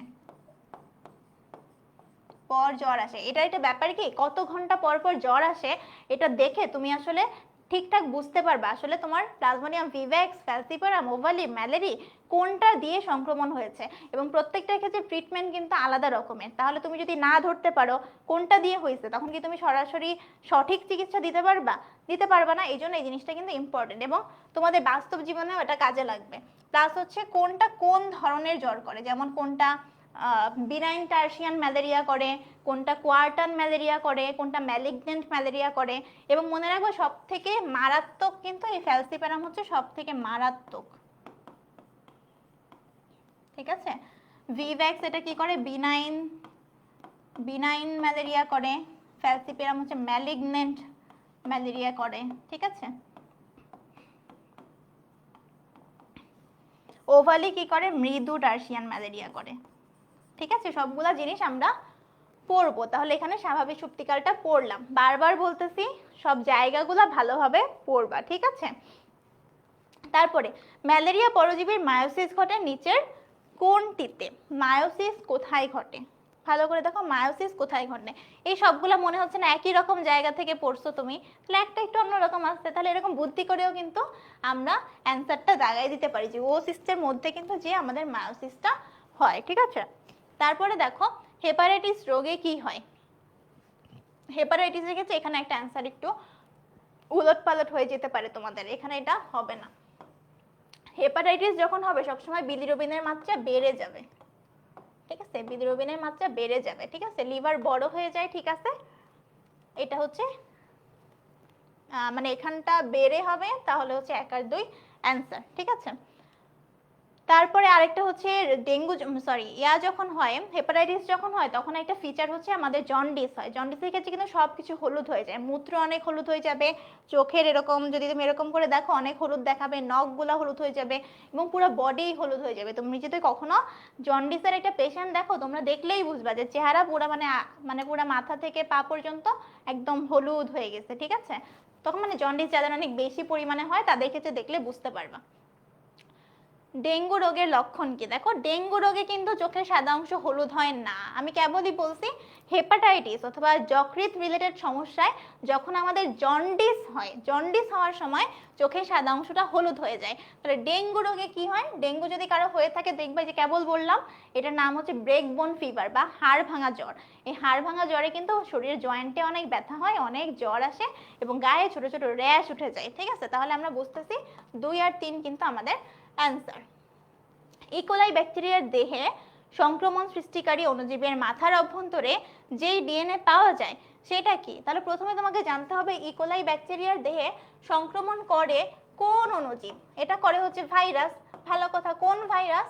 এটা হচ্ছে T2 ব্যাকটেরিওফাজ বা T2 ভাইরাস। T2 ব্যাকটেরিওফাজের মাথার মধ্যে যে ডিএনএ পাওয়া যায় সেটা সম্পর্কে তোমাকে জানতে হবে। এখানে দেখো এই দৈর্ঘ্যটা ভুলভাল দেওয়া আছে, 1 আর 3 হচ্ছে অ্যান্সার। তাহলে তোমাদের T2 ব্যাকটেরিওফাজ, T2 ব্যাকটেরিওফাজ খুবই ইম্পর্টেন্ট। এখান থেকে সিকিউ আসে, এমসিকিউ আসে, এটা সম্পর্কে এভরিথিং পড়বা এবং এটার যেই বংশবৃদ্ধি অর্থাৎ লাইটিক চক্র, এটা সিকিউ এর জন্য ইম্পর্টেন্ট। লাইটিক চক্র এবং বায়োলজিতে কিন্তু ভালো মার্কস পাওয়ার একটা টেকনিক হচ্ছে তুমি চিত্র দিবা এবং এটা দেখবা বই সুন্দর করে চিত্র দেওয়া আছে, সবাই প্র্যাকটিস করবা, ঠিক আছে? তারপরে আসো নিচের অণুজীবটার বৈশিষ্ট্য কি? একটা অণুজীব দেখা যাচ্ছে, এটা বুঝতেই পারতেছি এটা হচ্ছে একটা ব্যাকটেরিয়া, তাই তো? ব্যাকটেরিয়ার ক্ষেত্রে কোষ প্রাচীর আছে, দ্বিস্তর বিশিষ্ট, প্লাজমিড বিদ্যমান, মাইটোকন্ড্রিয়া থাকে। আমরা জানি ব্যাকটেরিয়া তো একটা প্রোক্যারিওটিক জীব, প্রোক্যারিওটিক জীবে অন্য কোনো অঙ্গাণু কিন্তু থাকে না, খালি ক্রোমাটিন জালিকা একটুখানি থাকে আর হচ্ছে রাইবোজোম থাকে, ঠিক আছে? তাহলে আমরা 1 আর 2 হবে, 3 কিন্তু কখনোই হবে না। তাহলে রাইবোজোম থাকে, ঠিক আছে? রাইবোজোম থাকে, কিন্তু মাইটোকন্ড্রিয়া কিন্তু থাকে না। তাহলে আমার অ্যান্সার কি 1 এবং 2, ঠিক আছে? নো মাইটোকন্ড্রিয়া, প্রোক্যারিওটায় অনলি রাইবোজোম। রাইবোজোমটা কি হবে? 70S হবে। 70S মানে কি? ভেদবার্গ ইউনিট, ঠিক আছে? তারপরে আসো চিত্রের অণুজীবটা কি দিয়ে তৈরি? এই অণুজীবের চিত্র দেখে তোমরা বুঝতে পারতেছো এটা কিন্তু T2 ব্যাকটেরিওফাজ, T2 ব্যাকটেরিওফাজ, ঠিক আছে? T2 ব্যাকটেরিওফাজ, এটার আকারটা কেমন? আমি বলছি যে মানে ভাইরাসের ক্ষেত্রে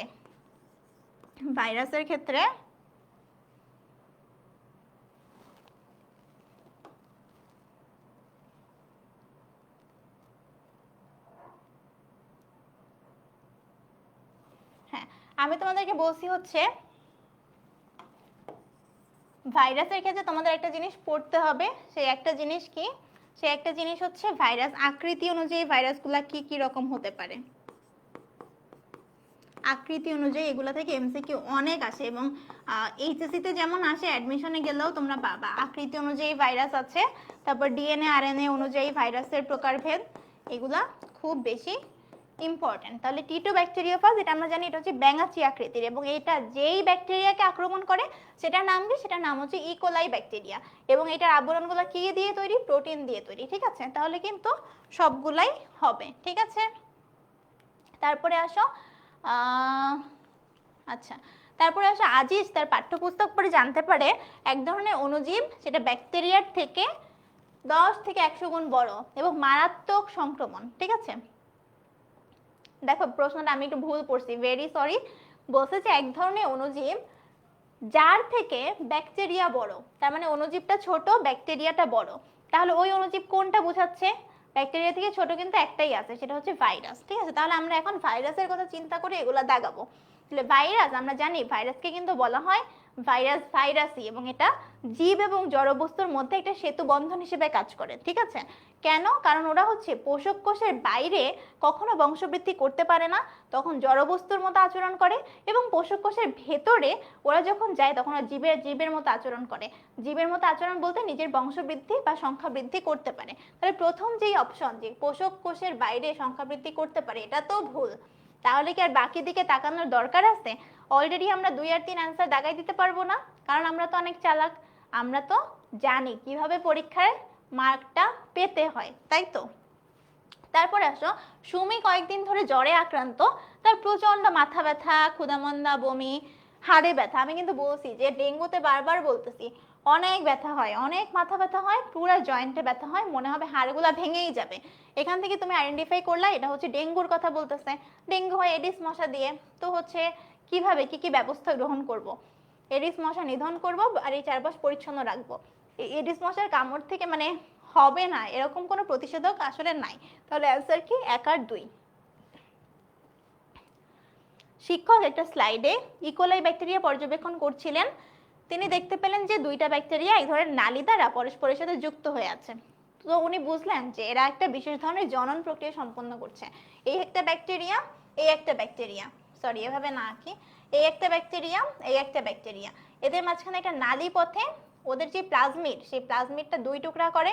প্রথমে 2 টুকরা করার পরে এই প্লাজমিডটা এইখান থেকে এইখানে চলে আসে। এই যে প্রসেস, এই প্রসেসের নাম হচ্ছে কনজুগেশন। কনজুগেশন, ঠিক আছে? আর ব্যাকটেরিয়ার যদি বলি যে ব্যাকটেরিয়ার প্রধান প্রজনন প্রক্রিয়া কি, সেটা হচ্ছে দ্বিবিভাজন প্রক্রিয়া। সবাই মনে রাখবো, ঠিক আছে? তারপরে দেখি আরো কি আছে। শিক্ষক একটা স্লাইডে ইকোলাই ব্যাকটেরিয়া পর্যবেক্ষণ করছিলেন। তিনি দেখতে পেলেন, ও এটা তো সেমটাই, আমি আবার কেন পড়তেছি। ওকে, তাহলে পরেরটা কি আছে, যে রহিম গ্রামে গিয়ে দেখলো কৃষকরা পাট কেটে তা থেকে পানিতে চুবিয়ে রাখছে। চুবিয়ে রাখার পরে ওই আঁশগুলা ছাড়াচ্ছে। তারপর রহিমের মনে পড়লো যে এর পিছনে একটা অণুজীবের ভূমিকা রয়েছে। উদ্দীপকের অণুজীবটি ভাইরাস হতে ভিন্ন, কারণ কি? তাহলে প্রথমে জানতে হবে পাট থেকে আঁশ ছাড়াতে কি আসলে কোন অণুজীব আসলে কাজ করে। এখানে যে অণুজীবটা কাজ করে সেটার নাম হচ্ছে ক্লস্ট্রিডিয়াম। তো ক্লস্ট্রিডিয়াম কি? ক্লস্ট্রিডিয়াম হচ্ছে একটা ব্যাকটেরিয়া। তাহলে ব্যাকটেরিয়া কেন ভাইরাস হতে ভিন্ন? তাহলে তোমাকে ব্যাকটেরিয়ার বৈশিষ্ট্য সম্পর্কে জানতে হবে, ভাইরাসের বৈশিষ্ট্য সম্পর্কেও জানতে হবে। তাহলে দেখো ব্যাকটেরিয়া আর ভাইরাসের মধ্যে পার্থক্য কি? ব্যাকটেরিয়ার মধ্যে কিন্তু কোনো, হ্যাঁ, ব্যাকটেরিয়ার ক্ষেত্রে কোনটা খাটে সেটা দেখতে হবে। ব্যাকটেরিয়ার ক্ষেত্রে অ্যামাইটোসিস ঘটে। ব্যাকটেরিয়া কিন্তু কেলাসিত হয় না, জড় বৈশিষ্ট্য দেখা যায় না, আকারে ভাইরাসের থেকে ছোট না, ঠিক আছে? তারপরে কি আসলো, যে কোন বিজ্ঞানী টিএমভি কে তামাক পাতা থেকে কেলাসন প্রক্রিয়ায় পৃথক করেছেন। এখন দেখো চাইছে হচ্ছে বিজ্ঞানীর নাম, কিন্তু অপশনে আছে রোগের নাম। তাহলে এগুলা না, আমাদের এটা অ্যান্সার কি বলো তো, তোমরা যদি পারো বলো। তামাক পাতা থেকে পৃথক করছে কারা? এটা আমরা জানি হচ্ছে স্ট্যানলি। এবং স্ট্যানলির একটা বিশেষ ব্যাপার আছে, ওনাকে বলা হয় ভাইরোলজির জনক। কি বলা হয়? ভাইরোলজির জনক। এবং এই পৃথক করার জন্য উনি কিন্তু নোবেল পুরস্কারও পেয়েছেন। ভাইরোলজির জনক খুব ইম্পর্টেন্ট একটা এমসিকিউ, ঠিক আছে? স্ট্যানলি, ঠিক আছে? এটা ভুল করে একদম সর্বনাশা একটা কাহিনী হয়ে গেছে অপশনগুলোয়, তাই না? এরকম সর্বনাশ কিন্তু পরীক্ষায় ঘটানো যাবে না, ঠিক আছে? তো দেখো, তারপর বলছে কোন ভাইরাসে এক সূত্রক ডিএনএ পাওয়া যায়? এক সূত্রক ডিএনএ পাওয়া যায়, বলো। এখানেও আসলে একটু ভুল আছে, এগুলো তোমরা একটু ইগনোর করো। র্যাবিস যেটা, এটা আসলে আরএনএ ভাইরাস, ঠিক আছে? তো এটা এইভাবে অ্যান্সার, এক সূত্রক ডিএনএ পাওয়া যায়, অ্যান্সারটা একটু ভুল। বা এক সূত্রক আরএনএ পাওয়া যায়, এটা বললে অ্যান্সারটা ঠিক হতো, ঠিক আছে? কোনটা উদ্ভিদ ভাইরাস? দেখো এখানে যে অপশনগুলো দেওয়া, কি মানে কি মনে করে আমাদের কি এত এত বোকা মনে করে যে আমরা এইটুকু পারবো না? নামই আমি জানি যে টিএমভি মানে হচ্ছে টোবাকো মোজাইক ভাইরাস। টোবাকো মানে তামাক, আমরা সবাই জানি যে তামাক তো একটা পাতা, তাই না? তাহলে কি উদ্ভিদ ভাইরাস এটা? এটাকে কারো বলে দেওয়া লাগবে বলো? তারপরে আসো, কোন ভাইরাস দিয়ে ক্যাপোসি সার্কোমা রোগ হয়? ক্যাপোসি সার্কোমা রোগ হয় যেটা দিয়ে, সেটা নাম হচ্ছে হার্পিস সিমপ্লেক্স। এখানে আরেকটা জিনিস মনে রাখবা যে তোমাদের কি জানো, ওই যে লিভার ক্যান্সার বা যকৃতে ক্যান্সার, লিভার ক্যান্সার এটা কোনটা দিয়ে হয় বলো তো? এটা হচ্ছে হেপাটাইটিস বি দিয়ে হয়, হেপাটাইটিস বি দিয়ে হয়, ঠিক আছে? তারপর ইবোলা ভাইরাস কি করে? ইবোলা ভাইরাসের আক্রমণের কারণে আমাদের ত্বকের কোষ ফেটে যায়, ত্বকের কোষ ফেটে রক্ত বের হয়, কোষ ফেটে যায়, ঠিক আছে? রিট্রো ভাইরাস কোনটা? এইচআইভি হচ্ছে রিট্রো ভাইরাস, ঠিক আছে? তারপরে গেল, কোনটি দ্বারা ব্যাকটেরিয়া পোষক কোষের সাথে আবদ্ধ হয়? পোষক কোষ মানে ব্যাকটেরিয়া যাকে আক্রমণ করবে, ঠিক আছে? এখন আক্রমণ করার জন্য ওর আগে আমার সাথে আবদ্ধ হওয়া লাগবে না? এই আবদ্ধ হওয়ার জন্য ও যেটা হেল্প নেয় সেটা হচ্ছে পিলি, এবং পিলি থাকে এমন একটা ভাইরাসের নাম হচ্ছে নেইজেরিয়া গনোরি, নেইজেরিয়া গনোরি, এটা মনে রাখবো, নেইজেরিয়া গনোরি, বানানটাও একটু ইম্পর্টেন্ট, গনর হইয়া এরকম বানান, ঠিক আছে? এটা। তারপরে হচ্ছে ফ্ল্যাজেলার ক্ষেত্রে আমরা পড়বা যে ফ্ল্যাজেলার 3টা অংশ থাকে, ঠিক আছে? এটা পড়বো। ক্যাপসিড কি দিয়ে তৈরি? ক্যাপসিড হচ্ছে প্রোটিন দিয়ে তৈরি। ক্যাপসিডের প্রত্যেকটা অংশকে কি বলে? ক্যাপসোমিয়ার বলে। এগুলা পারবা না তোমরা? ব্যাকটেরিয়া আছে, এই চ্যাপ্টার থেকে একটা ইম্পর্টেন্ট সিকিউ যদিও আজকে ক্লাস না, তাও আমি বলি যে ব্যাকটেরিয়ার গঠনটা সবাই চিত্র সহ বারবার করে প্র্যাকটিস করবা। ব্যাকটেরিয়ার গঠন, ঠিক আছে? পারবা তো? তারপরে আসো যে ব্যাকটেরিয়ার কোষ প্রাচীরের মূল উপাদান কি? ব্যাকটেরিয়ার কোষ প্রাচীরের মূল উপাদান হচ্ছে পেপটাইডোগ্লাইকান। পেপটাইডোগ্লাইকান মানে হচ্ছে প্রোটিন আছে, আর গ্লাইকান মানে শর্করার উপাদান আছে। এবং এবং আরেকটা জিনিস যেটা জানতে হবে, কাইটিন কোনটার কোষ প্রাচীরে পাওয়া যায় বলো তো? ছত্রাকের কোষ প্রাচীরে হচ্ছে কাইটিন পাওয়া যায়, ছত্রাকের কোষ প্রাচীর কাইটিন নির্মিত। তো এখানে আরেকটা এমসিকিউ একটু ইম্পর্টেন্ট, সেটা বলি। ও যেহেতু এটা এই চ্যাপ্টারের না, তাও বলি আর কি। ছত্রাকের ক্ষেত্রে একটা আছে কোষ ঝিল্লি, ছত্রাকের কোষ ঝিল্লি যদি বলে তখন কিন্তু কোনোভাবেই এইটা দেওয়া যাবে না। কোষ ঝিল্লি হচ্ছে আর্গোস্টেরল দিয়ে তৈরি, ঠিক আছে? আর্গোস্টেরল। আমরা ছত্রাকের কোষ প্রাচীর কাইটিন নির্মিত, এটার সাথে এত বেশি পরিচিত যে কাইটিন অপশনে দেখলে একদম মাথার মানে বাতি জ্বলে যায়, মনে হয় এটাই হবে। কিন্তু কোষ প্রাচীর বলছে নাকি কোষ ঝিল্লি বলছে এটা কিন্তু আমরা বুঝি না বা খেয়াল করি না, ঠিক আছে? তারপরে দেখো ইমন অ্যান্সার করেছো, তারপরে হলো তাসলিমা খুকি অ্যান্সার করেছো। ও কমেন্ট পড়া, তোমাদের কমেন্ট পড়তে ভুলেই গিয়েছিলাম, সরি। আসলে সবকিছু আসলে এত ভাস্ট এবং আমাদের সবকিছু কভার করতে হবে তো, তাই না? তারপর ইমন আছো, সোহানুর রহমান আছো, উর্মিলা আছো, আঞ্জুয়ারা, তাসলিমা খুকি, ওকে, অনেকে আছো, তোমরা অনেকে অ্যান্সার করছো, very good, thank you so much. তোমরা কষ্ট করছো, আমরাও কষ্ট করছি, আমাদের সবার কষ্ট ইনশাআল্লাহ আল্লাহ কবুল করবে। এই আজানের সময় বললাম, সবাই আমিন বলো, ঠিক আছে? তারপরে এসআইটি প্রযুক্তি ব্যবহার করা হয় কোন শিল্পে? এসআইটি মানেটা যদি না জানো তাহলে কি এটা অ্যান্সার করতে পারবা? এটার মানে কি? এটার মানে হচ্ছে স্টেরাইল ইনসেক্ট টেকনিক, ঠিক আছে? টেকনিক, এটার মানে কি? এটার মানে হচ্ছে যে পতঙ্গকে তুমি যদি বন্ধা করে দাও ও যাতে বংশবৃদ্ধি না করতে পারে, সেই প্রসেসের নাম হচ্ছে এসআইটি, ঠিক আছে? এই প্রযুক্তি ব্যবহার করা হয়, এটা বস্ত্র হবে না, এটা হবে হচ্ছে কৃষি শিল্পে, ঠিক আছে? কৃষি শিল্পে এটা করা হয়, ঠিক আছে? কৃষি শিল্পে। কোন ধাপে হিমোজয়েন্ট তৈরি হয়? আমি কিন্তু অলরেডি বলে ফেলছিলাম যে সাইজন্ট কোথায় তৈরি হয়, হিমোজয়েন্ট কোথায় তৈরি হয়, এই জিনিসগুলো খুবই বেশি ইম্পর্টেন্ট। তো হিমোজয়েন্ট যেখানেই দেখবা তোমরা মনে রাখবা সাইজন্টে তৈরি হয়, ঠিক আছে? সাইজন্টে হিমোজয়েন্ট তৈরি হয়। আর একটা জিনিস মনে রাখবা, সেটা হচ্ছে কোনটা দেখে ম্যালেরিয়া পরজীবীর উপস্থিতি একদম নিশ্চিতভাবে শনাক্ত করা যায়, ঠিক আছে? কোনটা দেখে? ম্যালেরিয়া পরজীবীর উপস্থিতি নিশ্চিতভাবে শনাক্ত করা যায়? এটা বলো তো কে পারো দেখি।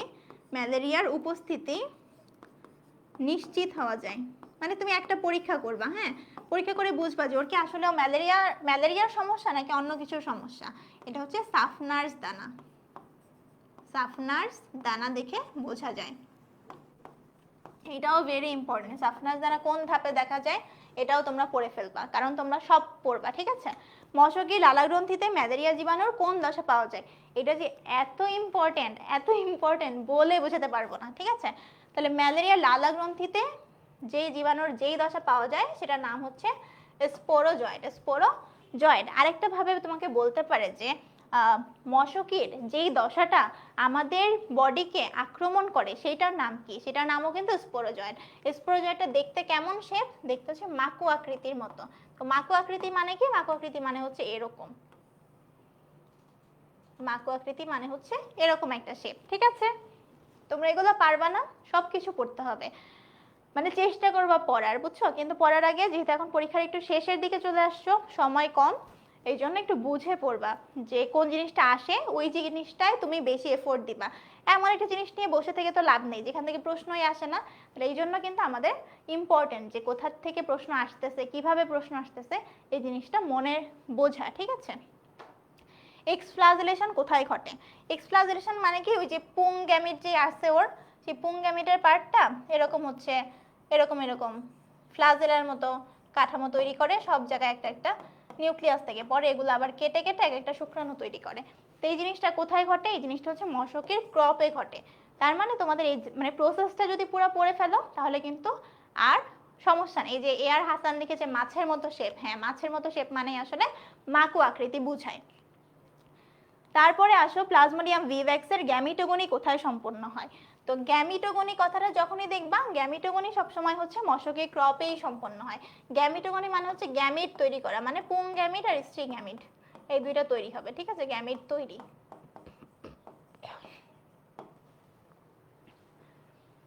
তারপরে নিচের কোনটি ম্যালেরিয়া জীবাণুর ডিপ্লয়েড দশা?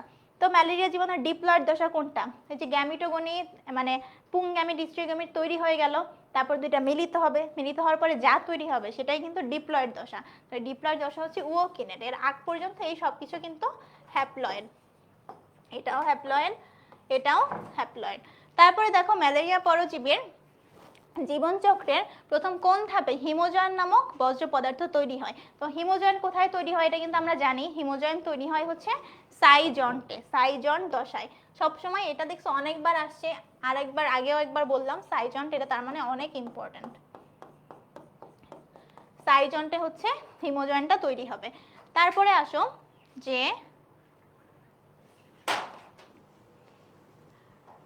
পিআরএস এবং ফ্ল্যাভিভাইরাস, এই দুইটা ভাইরাস দ্বারা সংক্রমিত যে রোগ দুইটা, এটা প্রতিকার প্রতিরোধের উপায় একই রকম। এখন একই রকম হওয়ার কারণ কি? একই রকম হওয়ার কারণ হচ্ছে উভয় আরএনএ ভাইরাস, উভয়ের আকৃতি একই রকম, উভয় পতঙ্গ বাহিত। তো ব্যাপারটা হচ্ছে এই দুইটা ভাইরাসের জায়গাটা আমরা লিটারালি মানে মাঝে মাঝে একটু লেস ইম্পর্টেন্স দিয়ে পড়ি, আসলেও কিন্তু এত ইম্পর্টেন্স দিয়ে পড়ার দরকার নাই, কারণ এখান থেকে তেমন কিছু আসলে আসে না, ঠিক আছে। তো তাহলে আমাদেরকে এইটা যদিও আসে না, তারপরেও দেখো এই যে যশোর বোর্ডে চলে আসছে। তোমরা জানো কি না, আপু কিন্তু যশোর বোর্ডে ছিলাম, ঠিক আছে। তো যশোর বোর্ডের প্রশ্ন একটু আমার টাইমে তো আমার মনে হতো একটু কঠিনই হয়। এখন এটা কি আমি ওই বোর্ডে ছিলাম বলে মনে হতো নাকি আসলেই হয়, এটা তোমরা আসলে ভালো বলতে পারবা, ঠিক আছে। তো এই দুইটার মধ্যে দেখো এটা আসলে 1 আর 2 হবে না, এটাও হবে, কারণ দুইটাই হচ্ছে পতঙ্গ বাহিত, ঠিক আছে, এটা। তারপরে আসো ব্যাকটেরিয়ার বৈশিষ্ট্য কি? প্রথম কথা দেখো এই যে আবার সেই মজাদার এমসিকিউ দিছে। মজাদার এমসিকিউ মানে কি? মজাদার এমসিকিউ মানে হচ্ছে ব্যাকটেরিয়া তো আমরা জানি সুকেন্দ্রিক না। সুকেন্দ্রিক যখন না, বাকি এই দুইটা যে অ্যান্সার আমার কি তোমাকে বলে দিতে হবে? তুমি একাই পারবা না, ঠিক আছে। হ্যাঁ, কি যেন ধাম করে পড়ে গেল, কি এখানে কি ভূত আছে নাকি? এই যদি ভূত থাকে আর একটু পরে আমি যদি ধাম করে গায়েব হয়ে যাই তখন কি হবে বলো তো? তাও তোমরা পারবা তো, তাই না? তাহলে এখানে দেখো 2 আর 3 অ্যান্সার হবে, কারও বলে দেওয়া লাগবে না, কোনো বান্ধবীর কাছে বন্ধুর কাছে শোনাও লাগবে না, নো কনফিউশন, ঠিক আছে। তাহলে এই দুইটা অ্যান্সার, কারণ এরা তো সুকেন্দ্রিক না, ঠিক আছে, এরা হচ্ছে আদিকেন্দ্রিক। তারপরে আসো ব্যাকটেরিয়ার জনন সংক্রান্ত তথ্য কি, এখানে হচ্ছে কিছু তথ্য আছে, এখানে মোটামুটি সবগুলাই হচ্ছে সঠিক, যাই হোক। তারপরে আসো তিতলি আর বিতলি, আমার একটা ফ্রেন্ড আছে বুঝছো, ওর নাম হলো তিতলি, তো নাম দিছে একটা তিতলি আর বিতলির মারাত্মক জ্বর, ওদের রক্ত পরীক্ষা করে দেখা গেল তিতলির জ্বরের জীবাণুটার কোনো কোষীয় অঙ্গাণু নাই এবং বিতলির জ্বরের জীবাণুটার কোষীয় তবে কোষ প্রাচীর বিহীন। ঠিক আছে, এখন বলো তো এটা কি হইতে পারে? তিতলির জ্বরের জীবাণুর কোনো কোষীয় অঙ্গাণুই নাই, ঠিক আছে, কোষীয় অঙ্গাণু যার না থাকে, কোষীয় অঙ্গাণু নেই একদমই, কোনোটাই নাই, ঠিক আছে, কোনোটাই নাই, সেটা হচ্ছে ভাইরাস। আর একটা বলছে যে কোষীয় অঙ্গাণু আছে তবে কোষ প্রাচীর বিহীন, তার মানে কি ওই যে রাইবোজোম থাকে, রাইবোজোমটা কিন্তু ঝিল্লি বিহীন একটা অঙ্গাণু, এটা তাহলে কি বোঝাচ্ছে? এটা বোঝাচ্ছে হচ্ছে ব্যাকটেরিয়া, ঠিক আছে। তারপরে বলছে যে বিতলির জ্বরের, ও ব্যাকটেরিয়া না সরি, এখানে হচ্ছে বোঝাচ্ছে মেইনলি ম্যালেরিয়া, ম্যালেরিয়া, ঠিক আছে। তারপর বলছে বিতলির জ্বরের জীবাণুটার বৈশিষ্ট্য কি, তো ম্যালেরিয়ার ক্ষেত্রে কি কি মানে কাহিনী হচ্ছে এটার দুইটা পোষক প্রয়োজন হয়, ম্যালেরিয়ার ক্ষেত্রে দুইটা পোষক কি, একটা হচ্ছে মানুষ আর একটা হচ্ছে অ্যানোফিলিস মশকি, এবং মোস্ট ইম্পর্টেন্টলি এটা কিন্তু শুধু অ্যানোফিলিস মশকি না, এটা কিন্তু স্ত্রী অ্যানোফিলিস মশকি, ঠিক আছে। তারপরে বলছে ইহা একটা এককোষী প্রাণী, আমরা জানি এককোষী কেন, কারণ এটা প্রোটোজোয়া, আর প্রোটোজোয়া কিন্তু সবসময় এককোষী হয়। তারপরে আসছে যে ইহা পরজীবী, তো অবশ্যই তো পরজীবী, ভাইরাস না সরি পরজীবী না, ম্যালেরিয়া, ও হ্যাঁ ম্যালেরিয়া এটা হচ্ছে পরজীবী, কারণ কি, কারণ ওরা দেখো ওরা কিন্তু একটা মানুষের বডিতে থেকে কাজবাজ করে, আর একটা হচ্ছে স্ত্রী অ্যানোফিলিস মশকের বডিতে থেকে কাজবাজ করে, ঠিক আছে। তারপরে হলো তোমরা কারা হাতও দেখতে পারছো, আসলে কি ভূত চলে আসলো নাকি? কি হবে বলো, আমি যদি এখান থেকে গায়েব হয়ে যাই তোমরা আমাকে একটু বাঁচায় এনো, ঠিক আছে। পলাশ তীব্র জ্বরে আক্রান্ত, তার জয়েন্ট এবং মাংসপেশিতে ব্যথা, আবার দেখো বারবার বলতেছি জ্বর থাকবে, জয়েন্টে ব্যথা, মাংসপেশিতে ব্যথা, এই কাহিনী যেখানেই হবে, জয়েন্ট এবং মাংসপেশিতে ব্যথা, এই ব্যথার কাহিনী যেখানেই হবে সেখানে আমরা বুঝবো এটা কিন্তু ডেঙ্গুর কথা বলতেছে। তো ডেঙ্গুর কথা যখন বলবে, ডেঙ্গু এক ধরনের ফ্ল্যাভি ভাইরাস, ঠিক আছে, ডেঙ্গু এক ধরনের ফ্ল্যাভি ভাইরাস, পারবো না মনে রাখতে। উদ্দীপকের রোগটি প্রতিরোধে করণীয় কি, একটা হচ্ছে মশা থেকে বাঁচার জন্য কি করব, মশারি টানায় ঘুমাবো, তারপর আমি কি করব, আশেপাশে পানি জমতে দিব না, কারণ আমরা জানি পানি টানি জমলে ওখানে মশা বংশবৃদ্ধি করে, প্যারাসিটামল জাতীয় ওষুধ সেবন করব জ্বর কমার জন্য। তাহলে এখানে কি খাওয়া যাবে না বলো তো, বইয়ে একটা কথা আছে যেখানে অ্যাসপিরিন খাওয়া যাবে না,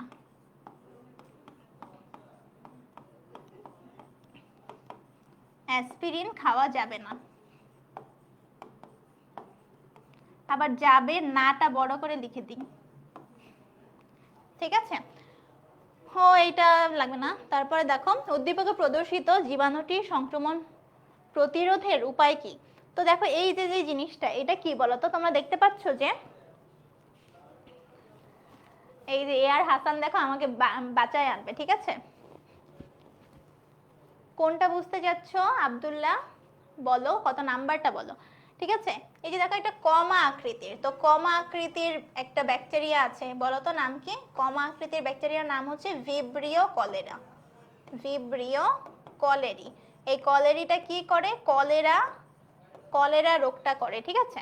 তো কলেরা যে আমরা জানি কলেরা হচ্ছে একটা পানিবাহিত রোগ, তো পানিবাহিত রোগ থেকে বাঁচতে গেলে আমরা কি করব, আমরা হচ্ছে বিশুদ্ধ পানি পান করব, তারপরে আবার হচ্ছে কলেরা কি মশা মাছি যদি খাবারে পড়ে ওখান থেকেও কলেরা হতে পারে, ঠিক আছে, এই জন্য উন্মুক্ত খাবার পরিহার করব, এই সবই ভ্যাকসিন গ্রহণ করব, ঠিক আছে, সবগুলো হবে। তাহলে এটা দেখে কিন্তু হুট করে মানে আকাশ থেকে পড়লে হবে না, মনে করতে হবে যে আমরা বিভিন্ন শেপ আকারে ব্যাকটেরিয়ার বিভিন্ন এক্সাম্পল পড়েছি, সেখান থেকে কিন্তু তোমাকে প্রশ্নটা করেছে।